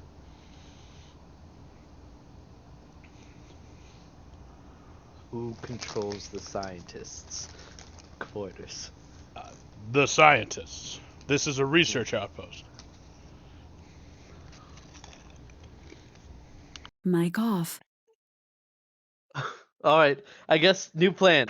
We're Mic on. parking basically on Sorry. top of the scientist outposts. So if we're Yeah. if we're gonna use this vista that I've got for the background, it would be like that big main dome area. Oh, not sorry, like right here. Oh, the main building. That's the scientist. This isn't a perfect representation, but I'm going to use it kind of as a physical media deal. This is basically your section for the scientists, right in here. This is where the cognate has kind of settled. And these are the different sections. It's kind of spread out along this cliff face with the very top. transponder at stop. That's the basic. That's transponder to go to lake. No, space. the far left. That's like an observation outpost. Oh, okay. I don't know. Storms I didn't and make such. it, but fuck it. Sounds good to me. Yeah, winter storms and such. In my Yeah, mind, exactly. you definitely made this. Oh, Yeah. perfect. Thank you. I will take the compliment. It's green crazy. All right. So yeah. So you have like an atmospheric outlook outpost because you do know that this was what you were able to pick up from the book back at the Broken Shore and also what you've learned as you've traveled. This place is a planet perpetually frozen. It does have severe storms. They do come along. And they are brutal. They are driving wind. They are driving snow. They are, like... There's recorded instances of, like, 5 feet of snow in, like, half a day. Like, this place does get hit when it gets hit. So having a weather outpost is kind of necessity. But like I said, so you've got certain... Every one of these sections, so it's probably like, I don't know, the fucking Europeans right there. Something in here you've got, I don't know, these are probably the Cossacks maybe. With the dome and the fucking shit behind it are probably the Empire and the Chrysanthemum Throne. It doesn't matter, but they're kind of all spread out around that basic section, which is the center, which is the original outpost, which is right here. Which is the scientists' quarters. And also their laboratories and everything else.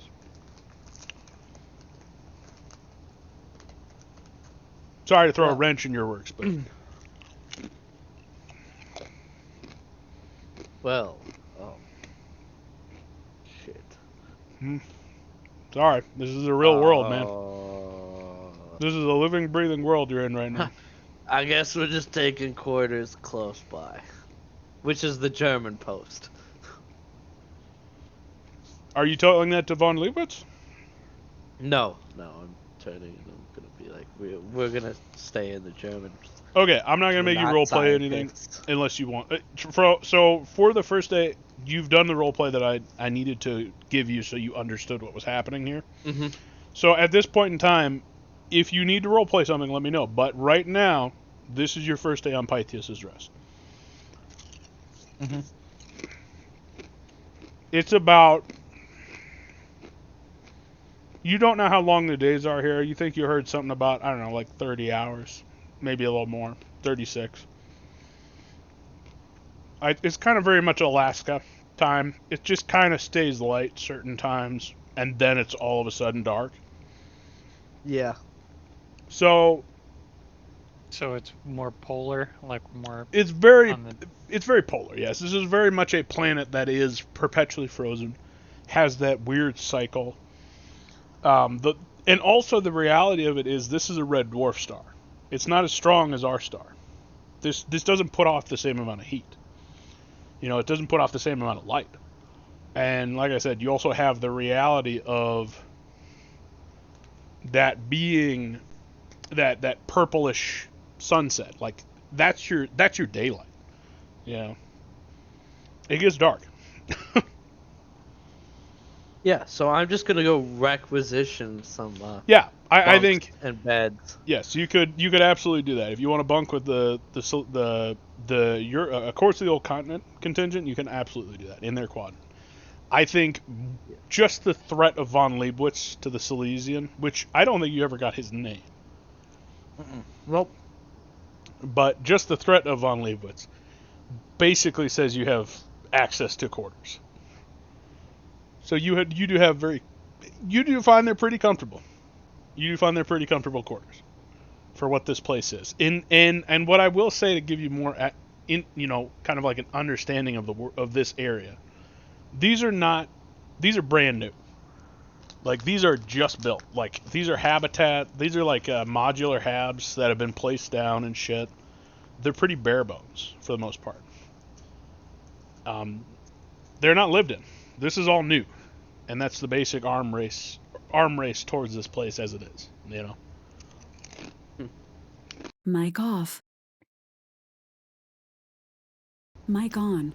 The floor is yours, gentlemen. How are you going about your day? This is about, like I said, about noon, relatively. I'm gonna find the four most important things on any ship or any place. Okay. The guy that gives me food. Okay. I'm finding the cafeteria. I'm gonna find food in the scientist cafeteria though, because it's a neutral site. Okay. And I would say that that's fair. It's And not then great. No, yeah, it's rations, if that. But you do notice that you are given steak. It's big. It's huge. It's a massive porterhouse looking steak. And it's an odd like maroon tinge almost. Processed?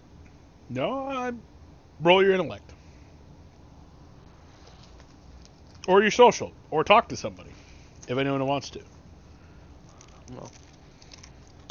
9. Oh my god. Gunny knows his meat. That's incredible. Mic off. Woo! Mic on. If he could survive anything, or if he can figure out anything, it is what's his favorite kinds of meat. You remember thinking back. And you remember thinking about reading about this place in your book. Back on the Broken Shore. Yeah. And you remember them talking about a large land mammal that populates this world. And you think it was some kind of a muskox creature, maybe? Like a bantha from from those old ancient stories of Star Wars or something? Yeah. You remember that? It's delicious. You're a big fan. I'll tell you that for free. It's lean. It's kind of buttery. It's kind of beefy. Ooh. Mm-hmm. You like it. And then I'm looking for the armory. Okay. There's a small armory for the scientists that you're told. They kind of like are like, no, don't go in there. And then you're explaining who you are and why you're there. And they're like, I mean, I guess if you're here to protect us, I suppose. And they kind of show you. And there's a lot of, rifles and gunpowder weapons is what you see. Just basically like a hunting rifles. A lot of hunting rifles.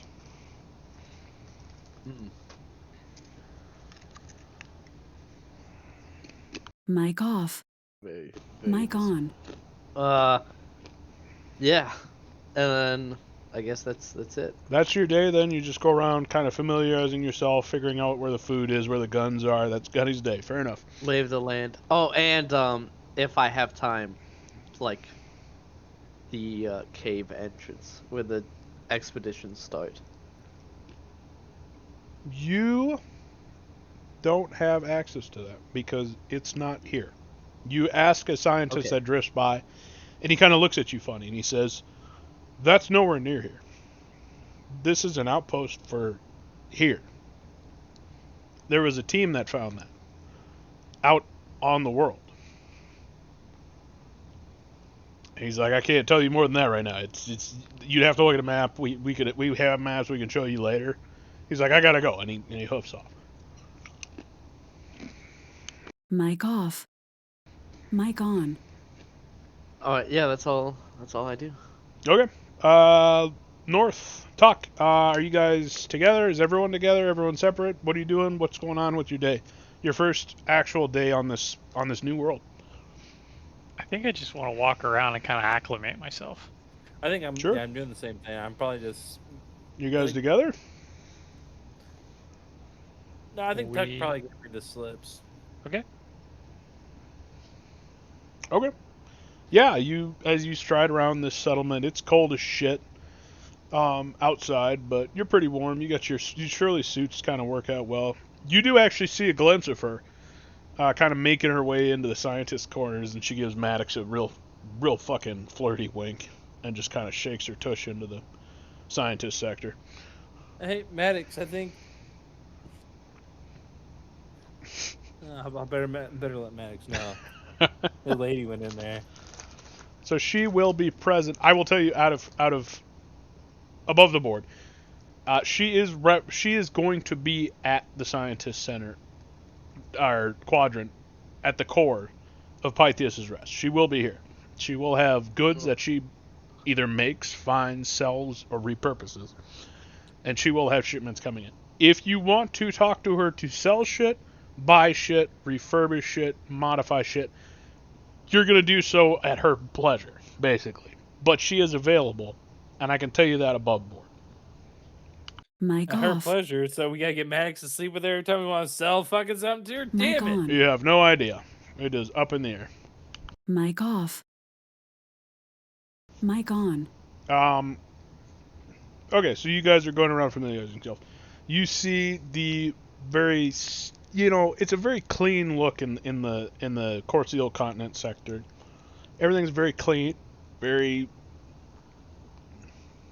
not baroque. These are still basically habit modules, right? Nothing permanent.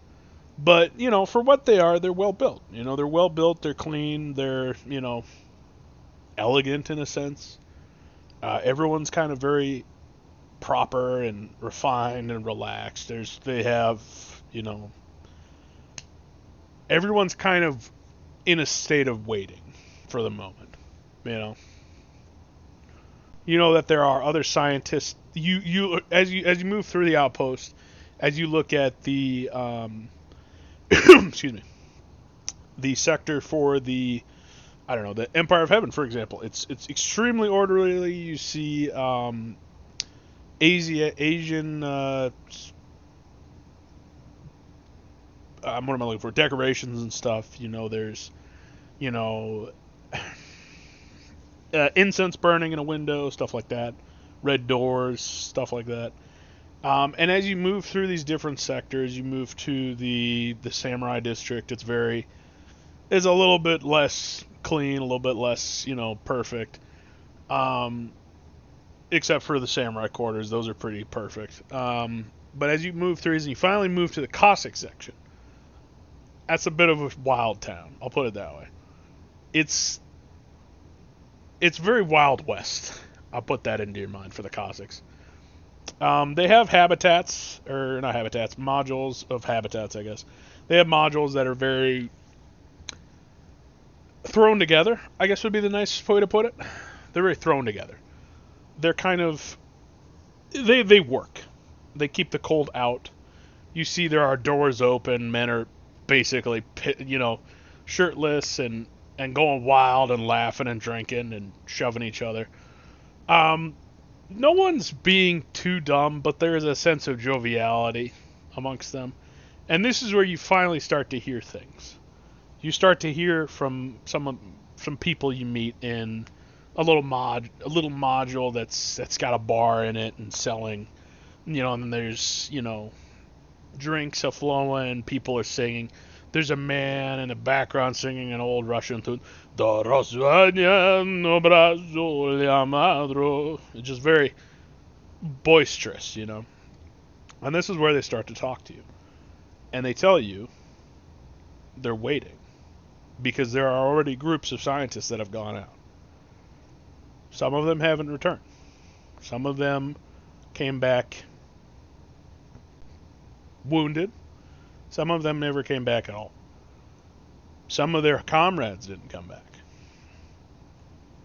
Wherever they find an entrance for these catacombs, or whatever they are, tunnels. Catacombs would be incorrect. Tunnels, wherever they find an entrance to these tunnels, and they have found more than one now, as they've gone out and they've kind of looked, and you start to understand these are not the entire groups of soldiers. These are rotating like battalions. There are more people on this planet than you thought. And as you talk to them, you hear about these horror stories. You hear about the people that came back, the ones that lost friends in the dark. There's something that watches them, that hunts them, that takes them. They're not sure what. It's not cruel, and it doesn't try to kill them unless they fight back. It's only when they get really close to anything of value that it starts to get more violent, more lethal. That's when men die. Otherwise, it tends to just strike them, and then it's gone. There are many wounded that came back. There are not many that are severely wounded that came back. And you know from your talking with them that this is kind of a pattern that they've noticed. Whenever something of value is suddenly spotted, or they come to a place that's really interesting, that has more of that alien scrawl, more of that alien metal, more of that alien technology, that's when they seem to find that there's more than one all of a sudden. And that's what they tell you.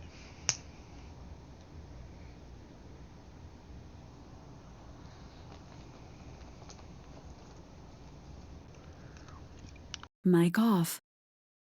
Mic on. So that's what you hear from your day. Tuck, what do you want to do? Oh, that's what you just did. I just did. Does anybody else come back to the fucking like? Yeah, what I'll rooms I say. secured? Yeah, what I'll say is you all need a place to sleep, and you also need to contribute some food to the outpost, because that is the reality of this place. If you don't contribute some rations or something, you will not be fed. So they want you to at least put something back into them. So what Don't I'll we say, have like a ton of rations you already? do, which is why I'm telling you that's exactly what I'm explaining to you. Is if you're going to eat here, you can, but they want you to put something back in. So if you eat here, every meal is going to be a ration that you give to them from your supplies. You have 360 high caloric meals in your inventory across your hard cases and everything. Is that eliminating like the one from the people who are not here? What are you talking about? Like, so we bought plenty of supplies, right? Mm-hmm. But we planned this with like a group of 5 or 6, right? Yep. Did you subtract those from our totals yet? Or Nope. no? I haven't, and Okay. I won't, because this is gear that you already bought. I was about to say, why don't we just give up like the rations of like 2 people? No, I'm saying every meal is a ration. So if you're going to eat here, they want you to pay for your meal in kind. I know. So you're going to subtract a ration from your supplies every time you eat. Can we just pay in advance? I mean, you can do whatever you want. Yeah, basically. Just so long as you're aware that they want to make sure supplies are enough for everyone. They don't want people just taking, right? Sure. If you can supply food, they want people to supply food. That doesn't mean everyone can, but they want people who can to do so. So they ask that anyone who can supply in kind. Let's say we were to take down a bantha. Okay. And donate some meat. How much rations would that equate to, do you think? We'd have to calculate that on the fly, because that is not as easy a task as you would imagine, as you learn from the Russians. Sure. It depends on how big it is, you know. I will roll for you. I will actually create your kill if you're able to get one. Just trying to figure out some kind of currency. They actually have currency. If you'd rather pay, they will take money too. Yeah. Well, we need to get money, so I feel like we need to kill a bantha anyways. Maybe sell the meat and the horns and whatever like valuable, like hide and whatnot. There is a thriving economy in here too. So I mean, if that's the thing. Like, it's so advanced. Like, we have to think. We have to have a job on top of our job at this rate. Yeah. I mean, it's up to you guys. You know, you can just pay if you want. I mean, they'll take currency. Or we could eat We're our all own broke ass rations. mother. Or you can We're eat your all own broke rations. It's up to you guys. Yeah, but me and Tuck want to do something fun. I know Right. Tuck. He Yeah. probably wants to go hunt a banta, honestly. Oh, yeah. Let's just. You I'm hear trying to like figure out some shit. the Cossacks tell you with glee that is a hell of a hunt, and it is hard. Night vision We can hang it. doesn't do very well. Infrared won't work at all. The way the banthas are built, their heat I remember that. doesn't. Yeah, I mean you can't see them through the scope. And we gotta worry about something else stalking us in the snow too if we're not careful. Could be. Maybe we. Could be. Maybe we talk to your friends. Are we all back together? I zoned out there for. I mean, narratively, absolutely sure. Yeah. yeah. You all find yeah. your way to the quarters in the Corsial Continent sector. Maybe we talk to your. I'm gonna like air quotations dad, and see if we can get a hunt going. That did cross my Mic mind. off. I was like, we do have. we have some pretty good hunters. That we, Yeah, we've got like this whole group of hunters essentially Mic that we on. can definitely use, and they have horses Mic off. to ride these things down. Mic on. And after a long trip on a ship, they'd they'd probably be game to do it. Well, first light tomorrow. Well, no, we gotta figure out what the scientists are doing. If the scientists are staying in, first light tomorrow. You think you have a couple days until they're ready to do anything? All right, first light tomorrow. You wanna head over there? Yeah, we'll head over there and what is it called? Plant some seeds. See if we can get a group together. We go back. They've already got like 4 skinned out. Like, oh, Okay. So what I need from you, you have your quarters for the evening. You're all going to sleep tonight, right? yes. Did everyone eat? Mic off. Yeah, I just ate Mic the on. ration or whatever. Yeah, that's all I was gonna do. Is just eat the ration. Mic off. Yeah, I was just eating the rations. Well, I already had meat, but Mic I on. didn't Yep. ask. And they would you have given them a ration in kind? yeah, sure. I'm Okay. giving them a He would shitty, ask. He would like- ask when they asked for payment. He went. Here's a K bar. Fuck. Yeah, Yeah. a fucking packet of charms and There shit. Yeah. That's what you get. I don't know why you like. I didn't walk in and you handed me this. It's a special Maddox bar. Here you All right. go. So you had 360. Did you utilize 2 of your high caloric meals or 3?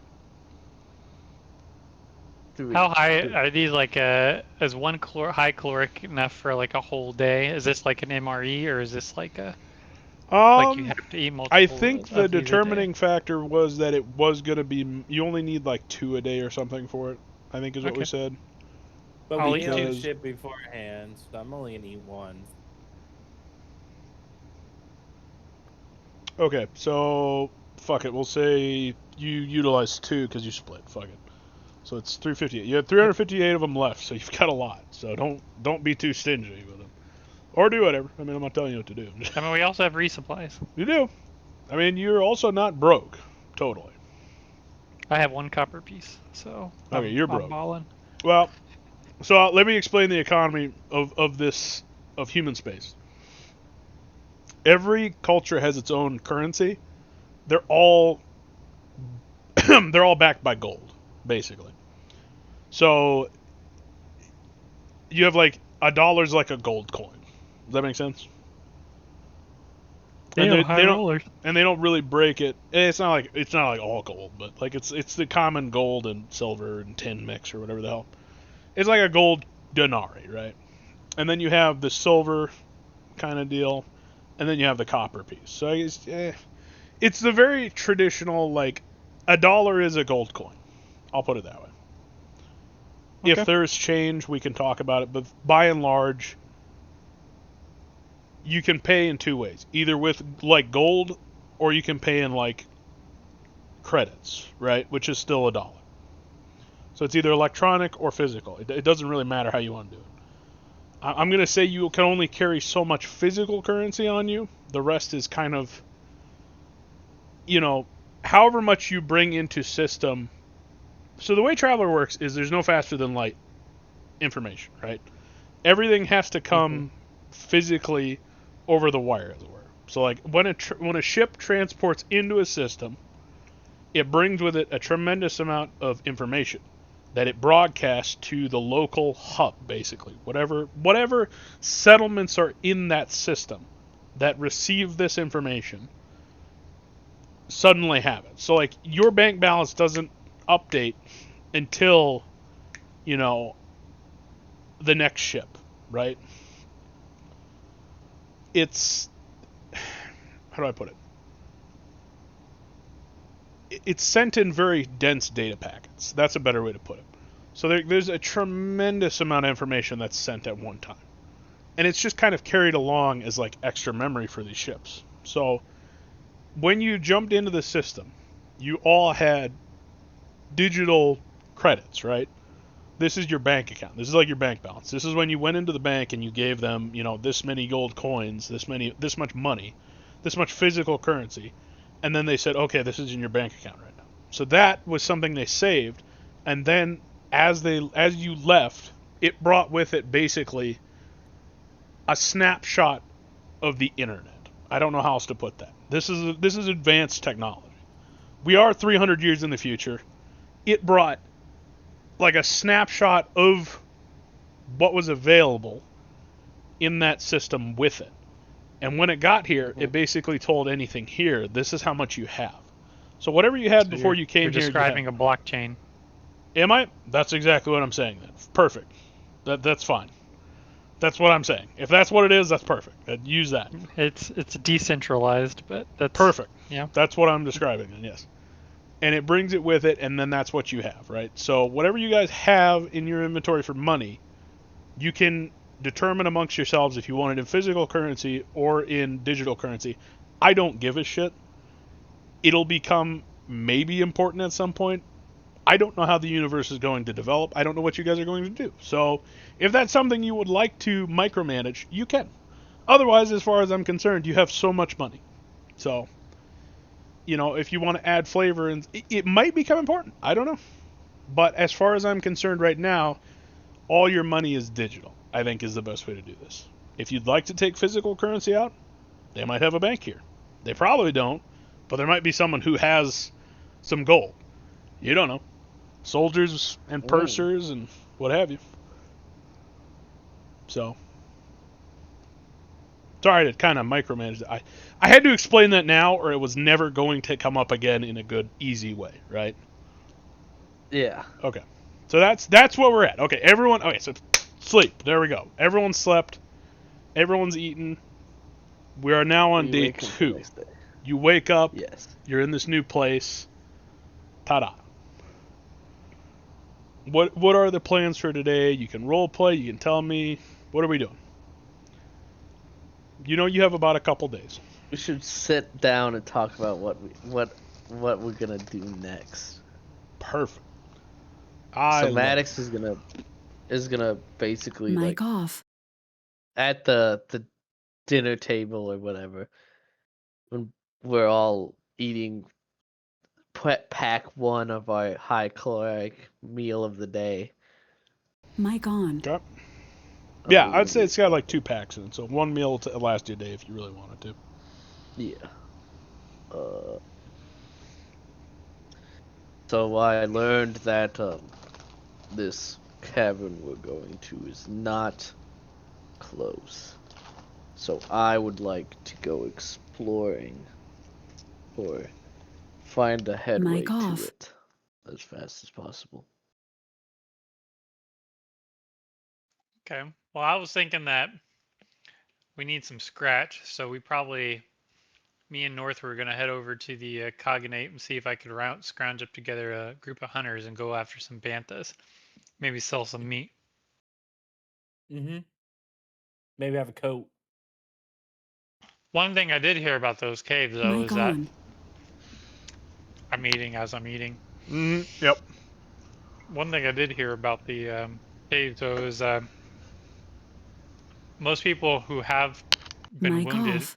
and came back, they're only lightly wounded. So I'm assuming if you get any more than a light wound, you're probably going to die. So I don't know what's in there, but it's not a walk in the park.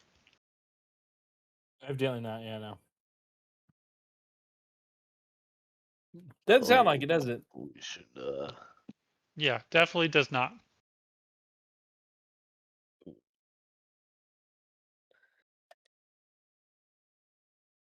I So- guess I'll talk to the scientist and see when we're going.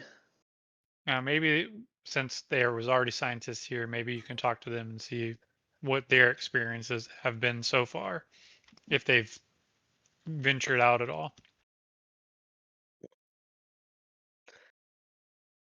I guess I'm talking to people. And then Yay!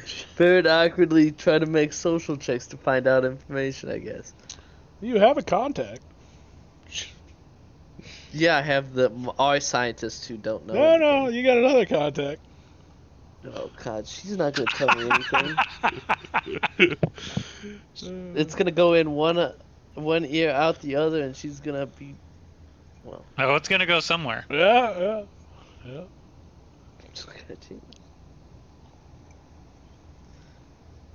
They're probably gonna be looking at me weird. Why do you have that weird alien chick fucking on your back of your shirt? I forgot about that shit. Fuck, sorry. I forgot you've got like the pinup on the back of your thing, don't you? Shit. I do. Oh my god, I'm sorry. I totally forgot about that.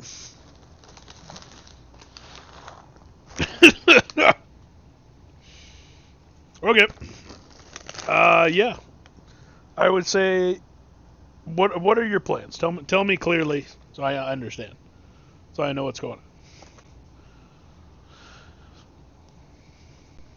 Yeah. Me and North and I are gonna go to the Cognate. I'm gonna go speak to Boksh. Those are my plans. Okay.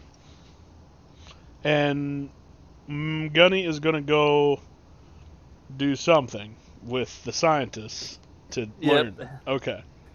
Gunny's gonna get. Yeah, we're sending the dumbest guy to go learn, and the two, the one guy who's probably the average in every stat is gonna go do something Gunny should go do. Well then. So yeah, this is gonna be fun. I mean, it's up to you guys. You guys are determining your route here. I am only refereeing, man. I'm not doing anything else. I mean, if we want to switch this around, that's okay. No, I want to go hunting. Fuck that. Gunny can go do. Fuck that. Yep. Okay. And as we could all go hunting. Like, you know that. Fuck it. What I'll tell I you. just know for sure I'm going hunting. Gunny, you can go with us to discuss if you want to go hunting. Maybe your presence might help us. We got the string bean and the nerd, and then we need someone else.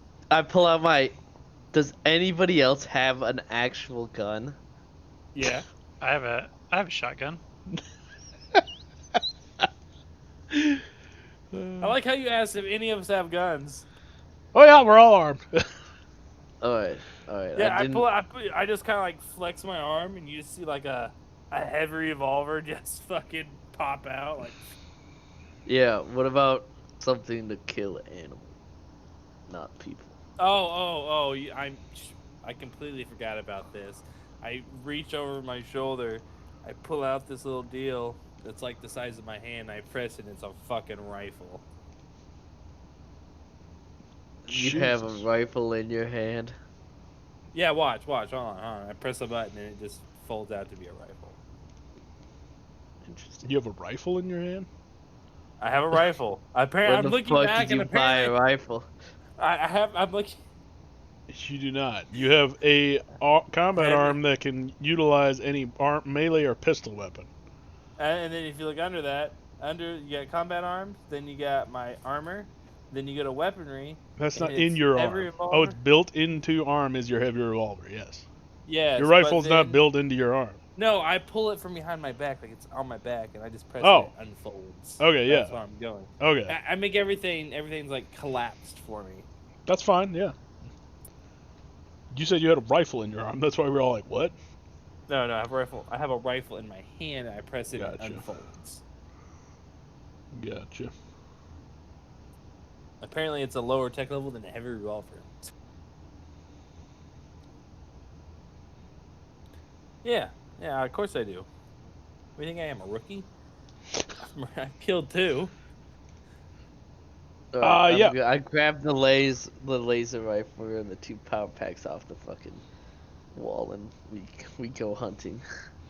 Yeah, If you get a call from Von Leibowitz on your personal communicator. He basically tells you, make yourself at home. We're going to be here for a couple days to kind of settle in, determine our roles, determine what we're going to do. So you have at least 2 or 3 days to settle Okay. in. Okay. Yeah, as you make your way through the bracing cold, the day is already kind of going, in a way.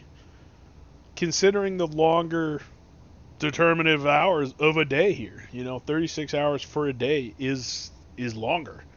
It's about 12 hours longer. There's about 3 shifts you can run for daylight here. It's kind of a weird deal. It's actually probably just becoming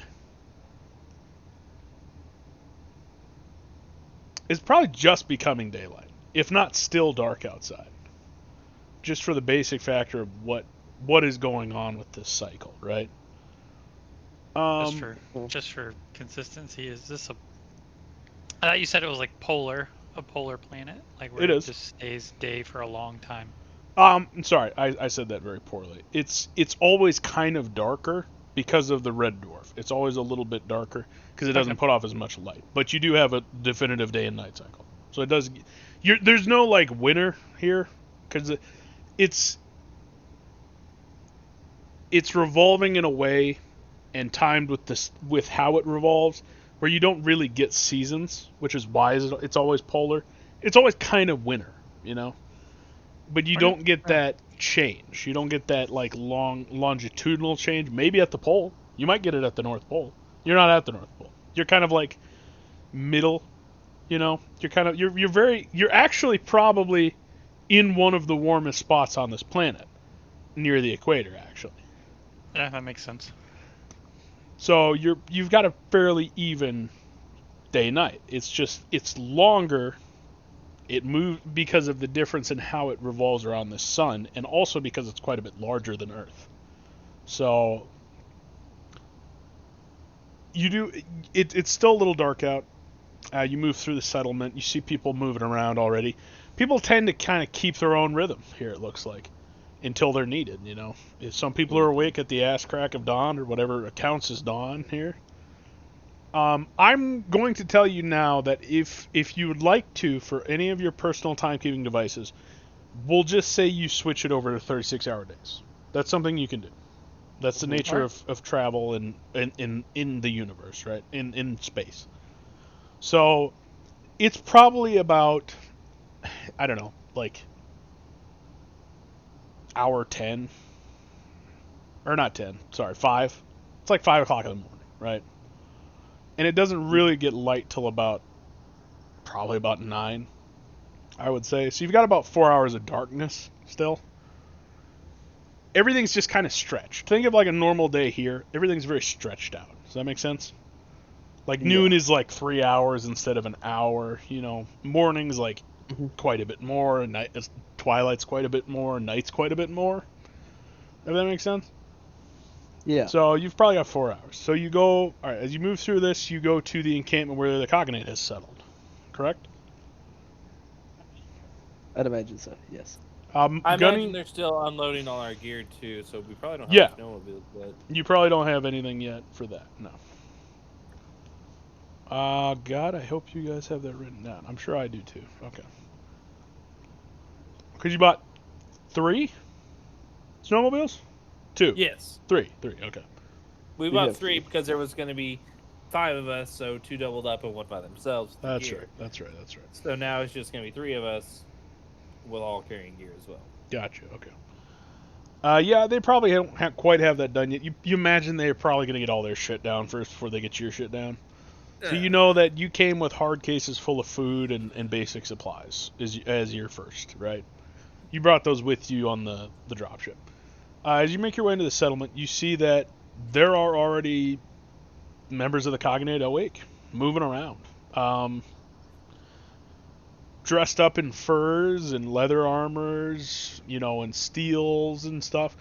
Kind of moving around, getting used to this cold. They're maneuvering around the gurs and the traditional yurts and tents of a Mongolic settlement. You see the horses are taken care of. They're all within like lean-tos, kind of sort of built up, their own kind of tent deal. Otherwise, they're huddled together for warmth near a gur. They're definitely cared for. I'll put it that way. And as you walk into this settlement, although I will also say that these aren't traditional horses. They're very. This is not as hard for them as it is for you. They are designed to quite literally handle a lot of shit that you just can't. That's their breeding. That's the genetic reality of these horses. So I'm going to tell you that for free, because I'm not being mean to the horses. Fuck that. And as you move your way through, you hear a clang, a clang, a clang, and that's probably where Box is. Wherever there's a forge, that's probably where he is. Yep. And you make your way there through the settlement. Heads are nodded towards you, people you've known during the time on the ship. As you can if you look up at the right angle with a little bit of luck, you can see a little bit of a glint from the Swift Golden Eagle up there, very far away above the atmosphere. As you make your way to a ger kind of near the center, actually, where you hear the clanging coming from, and you know that's probably Baksh yurt. And you make your way inside, and Baksh is there.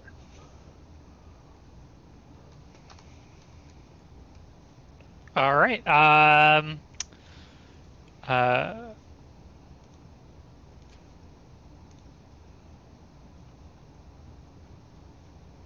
at a loss for words. What would Tuck say? I guess Sain Bainu is the formal greeting. Yeah. Baksh? Yeah. Thong Bayush. Kind of looks up from what he's working on. Seems to be a blade or a horseshoe of some kind.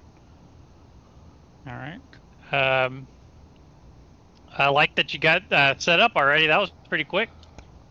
He kind of smiles at you, kind of like a wolf grin. It is good to be fast when you are moving through the steppe. It is even better amongst the sky.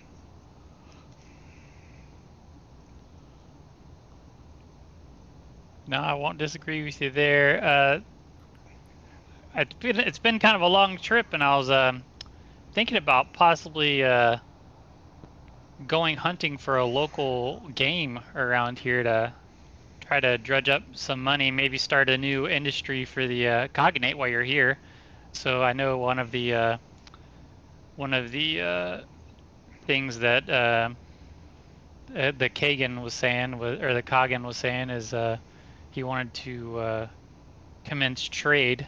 So I think this is one of the avenues that maybe the cognate can contribute, since we're all here, and if we can find enough people who are interested, maybe we can do that. What do you think? He kind of smiles at your use of the Kagan. The captain is not a Kogan. That is our glorious leader of the entire tribe. I don't know what the accent I'm using now is. Hold up, give me a minute. You're Jesus good, dude. Christ, I just missed that one. Kagan, Mongol, there he is, Mongol. The Kaganate is the whole of who we are. The Kagan is the leader of all, the great Khan.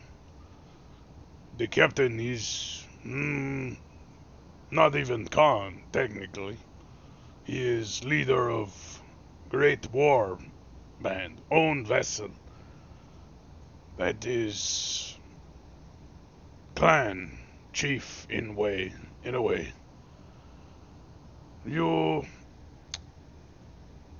But yes, you How would I address him? I am actually going to look that up for the term right now. There is a term for it. I have to figure out what it is. He's kind of like the equivalency of a duke. I'll put it that way. Does that make sense? He's high ranking. He would have a space on the Khagan's actual council. So like, the captain of the vessel is actually quite important, and you're surprised at how important he is. But it is the basic fact of the Khaganate is it is a kind of a meritocracy. If you're capable, you'll rise to the top. The Khagan only promotes people that are worthy to him or capable. You know, he rules his own. He rules. I mean, and this is a big ship. Like I said, it's probably like a couple thousand people. It's not like 20 dudes on a boat. This is like an actual. This is the equivalent of like a capital ship, but a fast one, right?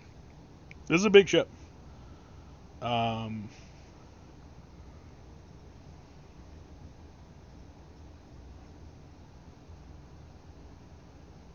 Hold on, give me a minute.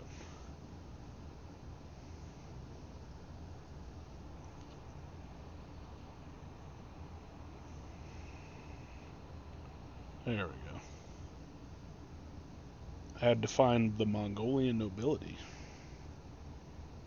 Wikipedia so I could find my damn shit I'm looking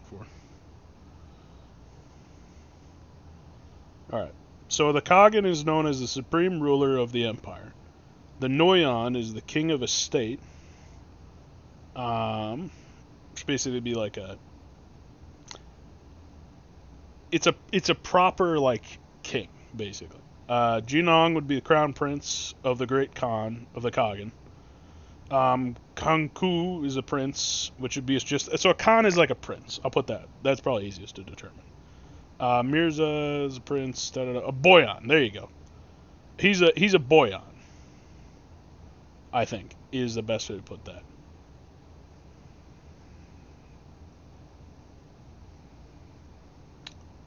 So a boyan usually leads like boyan. Yep, boyan. A boyan usually leads like a couple contingents of men, and those guys usually have about 30,000 men under their command. This ship doesn't hold that many, but this is he's kind of got his own fleet. I'll put it that way. You know what I mean? So this guy is actually a fairly important figure to the Khagan. Sorry. He leads a fleet of men that is genuinely impressive to you. I'll put it that way. Okay. But yeah, anyway, Box looks at you and goes, yes, so he's not the Khagan, but he's the, he's a boyan. He's a general. He's a general. That's what he tells you. He's a general, basically. But yes, this is a good plan. I will see what I can get together, And he goes off, and I'm just gonna narratively skip through this because we're about done here anyway. As he moves off and he goes and he talks to the boyan, the captain, and as he comes back, he leads, about 10 men, maybe more. There's members of the Keshig of the boyan here. These are hard motherfuckers, and they're goddamn good at what they do. And he leads these guys over, and they saddle up and everything, and he looks to you and he says, "Do any of you know how to ride?" I think I do. I've been on a snowmobile. I figured out how that works. I think I started riding a little bit on the ship. I remember kind of role playing that a little bit, but Yep. So here's what I'm going to give you.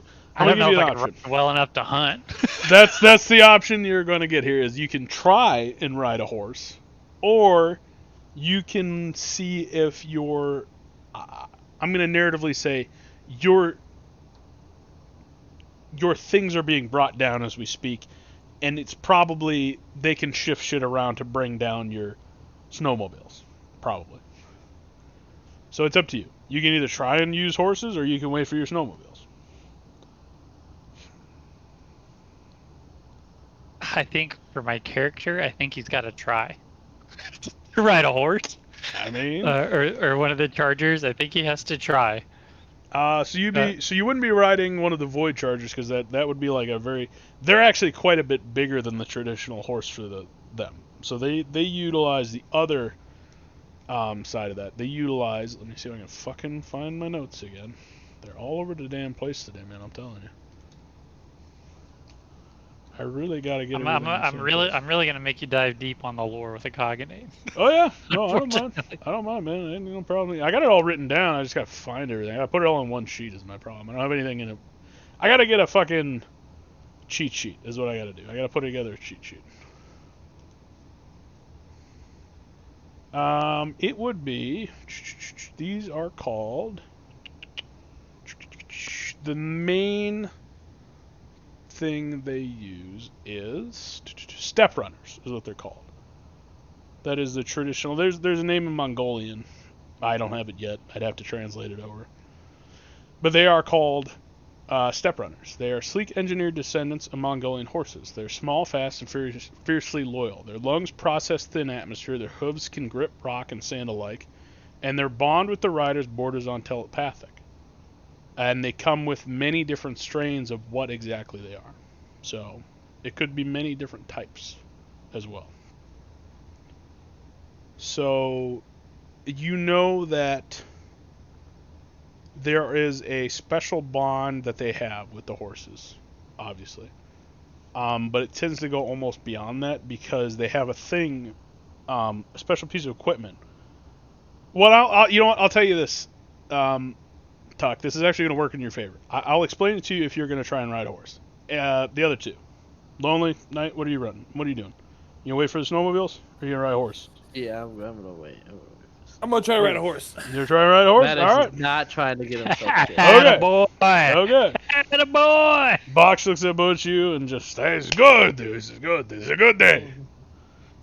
We will teach you basic skills. Something we all learn at birth." And he kind of smiles. "But you will get better. You will learn, or you will die. It will be good learning." Fair enough. Fair enough. Yes.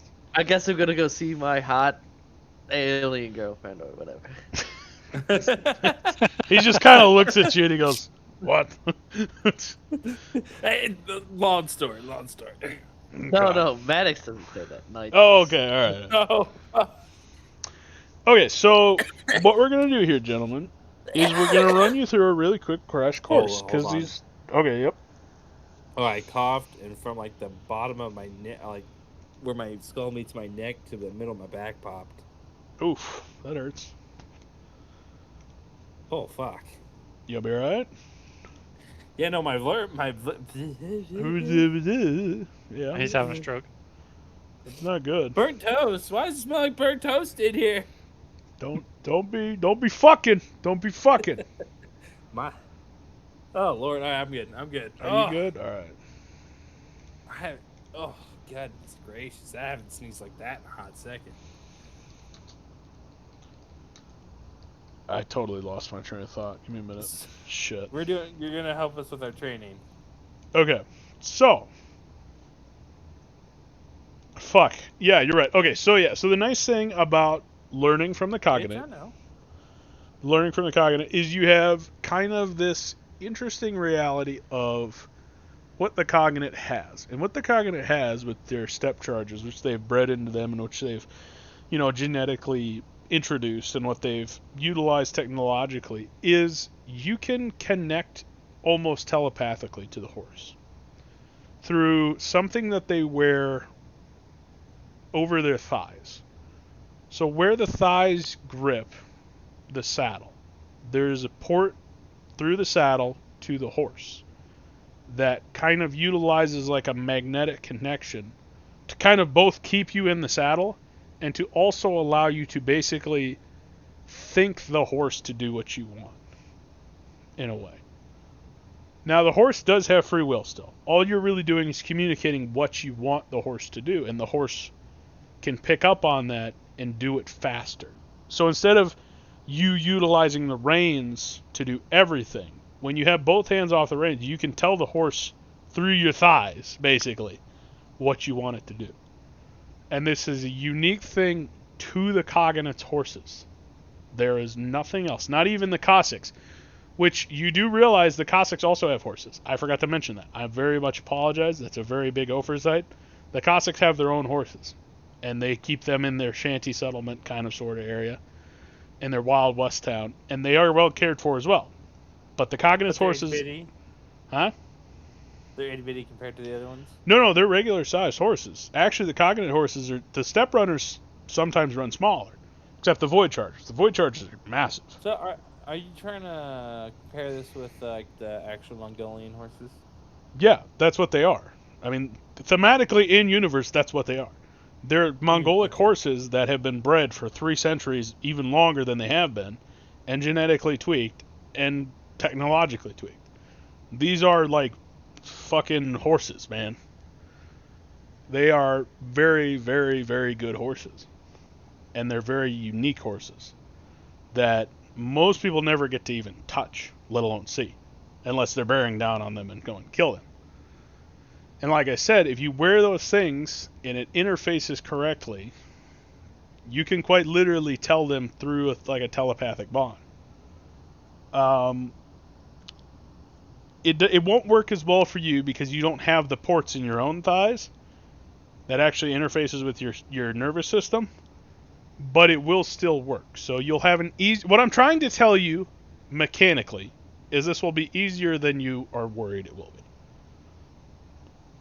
Is what I'm trying to say very, very horribly, is what I'm saying. So Yep, what we're I got going... it. Okay. What we're going to do is Box will bring Tuck a horse first.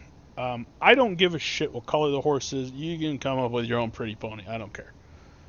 But he's going to bring you a horse, and he's going to walk you through it, Tuck. And because of that, I want you to roll something that I am going to tell you in a moment.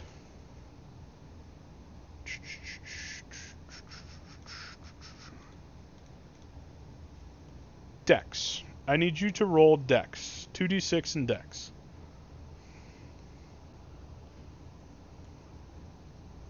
God damn it. Oh, there it is. I'm sorry, at Boone. My bad. So at the top of the sheet, roll type, click Boone. There you go. Oh shit! It does not go well. Damn, dude. How did you 2 roll sixes, 6 twice? Holy shit. I don't know. How did you even do that? That's incredible.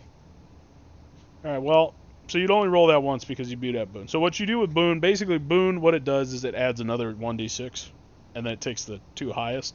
You somehow... I mean, you rolled twice, but you also did horrible both times. Incredible. You don't do awesome, but you stay on the horse for now. Which... Okay. You're gonna make this check a bunch of times over the course of the day to see if you learn how to ride the horse, is what I'm telling you. Okay. And if you do, you're going to get animals riding 0. Just because of the basic fact of you learn how to do it, okay? Lolly, right. Same for you. Yes. Roll Boone, Dexterity. Box pats your thigh. He says, it'll be alright. It is always hard at first. You got 9. Nine. God damn. Alright, so, North, what that means is, going forward, this is going to be an easier thing for you to do. So, you stay on the horse. You trot that horse around. It responds to you very well. You seem to have a grasp for this. You seem to have a natural touch with horses, surprisingly. I don't know, maybe you did some when you were in Australia on the farm or whatever, maybe you had some time with them. Who knows? What that means is I'm going to give you animals 0. Animals riding 0. Because you have some semblance of ability with this horse. If I got skills, Yep. add skills. Animals. And then plus the little plus symbol, and then 0 with it. And then riding, sorry. I spell real good, I promise. RIDING. Yeah, I know. Ends at 0. Cool. Okay. So I now, have the skill, going forward, if I ask you to make that check, you'll be utilizing your animal's riding skill. Because you're riding this horse. Yeah. Sounds good. Yep. Okay. Perfect. So Tuck, This it thing- doesn't mean you can't learn over the course of the day, because Box does want you to learn this. But it does Sure. mean, for now, you're not great in the saddle. That's all right. I Ooh, wouldn't expect to be. If I was, I would be amazed. Yep. Poor Tuck's out here being the redhead stepchild. Yep. Damn, dude. Yep. Fire shot everywhere. Yep. All right. So you both kind of get used to the horses as the party kind of waits for you. They're excited. You know, they want to hunt something new on this planet. They've never hunted here, and hunting is a big part of Mongolic life. So they want to enjoy this. So the other question I will ask you is, do you want to try using a bow, or do you want to utilize your guns? This is really up to you guys. Oh. It doesn't matter. They don't care. Some of them use guns. It really doesn't matter. Dogful, I'm using a bow. Using a bow. I'm gonna use Okay. a gun. I'm gonna use a gun, but I want to learn. I want to do the bow in the future once I get better with riding on the horse. Okay. Because I feel like if we enjoy this, we're gonna do it again.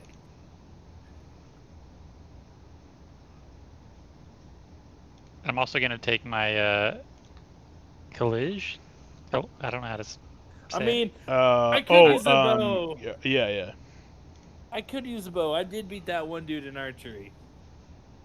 You could. Just- It's something you could do. Yeah, your fucking, what is your damn sword called? Kellage, I think is what it's called. Wait. I'm gonna look up the pronunciation now. All right.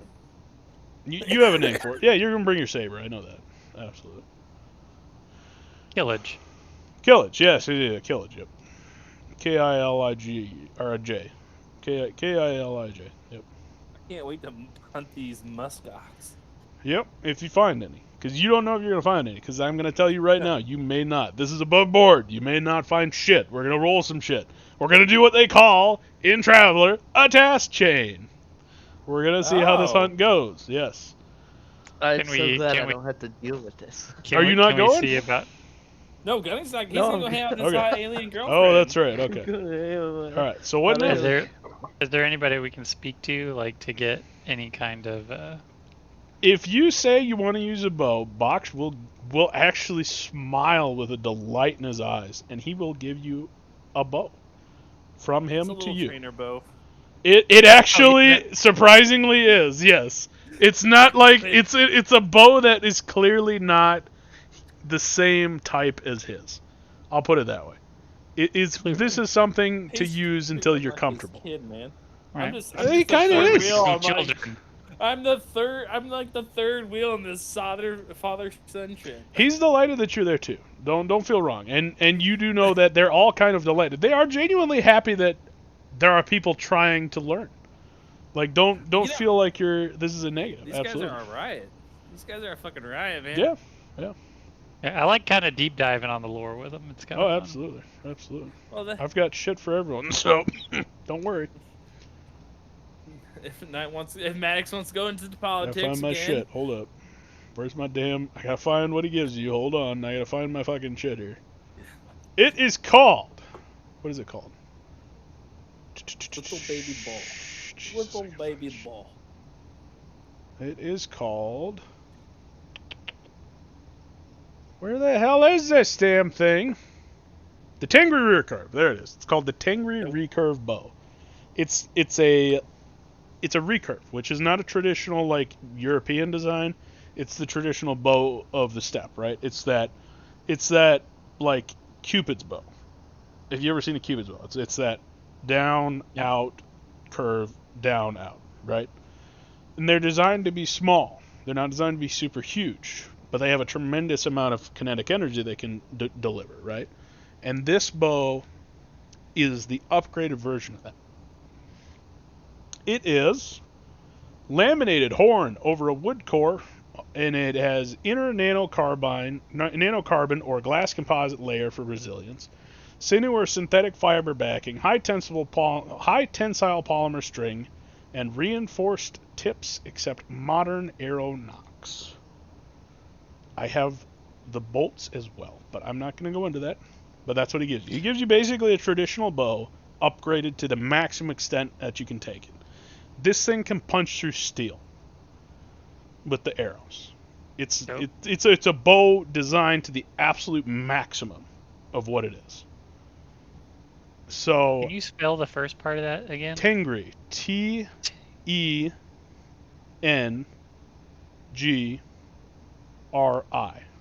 Tengri. Angry. Okay. Yep. I'm just putting it in. How much does it weigh? What'd you say? You said it was carbon fiber. So It's pretty light. I'd say Not much. it's not a huge amount. I'd say probably about 2 pounds, maybe 3. So 1.5 kilos, 2 kilos at most. They're not. It's not super heavy, I would say. all right. And how many bolts am I getting with it? He gives you a quiver full of arrows. I want to say like 15, 20. I could look this up. Let's see. Traditional Mongolian quiver amount. 30 to 60. But they only carry 2 or 3 quiver. They carry 2 or 3 at a time. So, I don't know. What was that, like 10, 15? Probably about 15. Put 15. That's a good amount. 15. Yep. Okay. 15 Okay, perfect. arrows. Lonely, are you doing that as well or no? You want to use a gun? I want to use a gun. Okay, perfect. No problem. If we do this again, I probably will get a bow, but Nope, that's fine. And this is your bow to keep. He wants you to have this. I mean, Boksh is delighted. I told you Boksh's backstory, so you know why he's this way. But you are Tuck Timur. You know? So, That's pretty dope. yeah. I got a bow. I got a thing. I'll speak to Boksha. Boksha, I appreciate the bow and the arrows and the the horse lesson. I just had a question. Does the horse have a name? All horses have name. What would you like these ones to be? It will respond to many things. It has been called many things. I call this one Little Crow. Little Crow, sorry. I said that shitty. Little Crow. Yep. I don't know what it would be in Mongolian. I'd have to translate it for About you. to find You out. can translate it too, yeah. Whatever that would be in Mongolian is what he says. But Little Crow. It's like pure black horse, basically.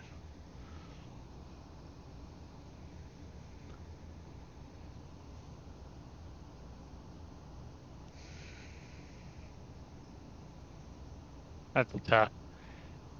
Big Chil Kiri. Little Crow it is. Little Crow. Yep. All right, Little Crow.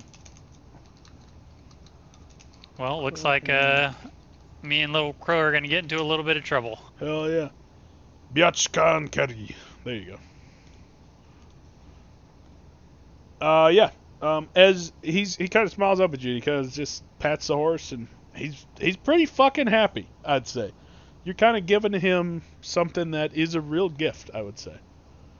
And he finally gets you all ready to go, and you guys go off to... He kind of takes you out, and you guys go. You know, everyone's bundled up. The horses have their own kind of like... I won't say barding, that's not correct. They kind of have a covering to kind of keep them a little bit warmer. They're pretty hardy things. They're pretty shaggy, too. You know, they're pretty used to shit like this. This is very much the steppe equivalency to them. This is normal. They're not too untoward towards cold like this. And they're genetically capable of it. But they do have like a covering, you know, like maybe a cloth or felt or something like that. So they have something. And as the party grows out, what?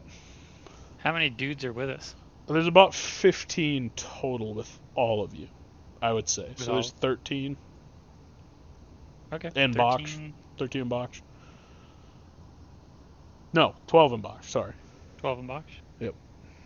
Because there's 2 of you, I forgot. So 13.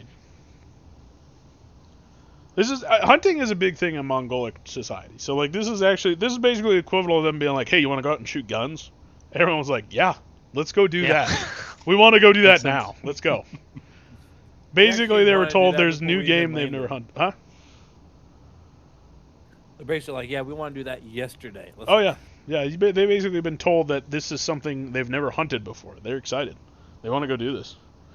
So I think it's also interesting for like the trade part of it too. Yeah. Like you're introducing the cognate or the cognate to like this new place, and you have like, you're giving them a use essentially. Like, well, when you give people worth, you give people meaning essentially in a smaller society. Not to say that they feel less than, but it's just an extra facet of that. well, it goes of life back to there. the reality of the Mongolian Empire. Basically, is when they weren't raiding and they weren't at war, they did trade quite extensively.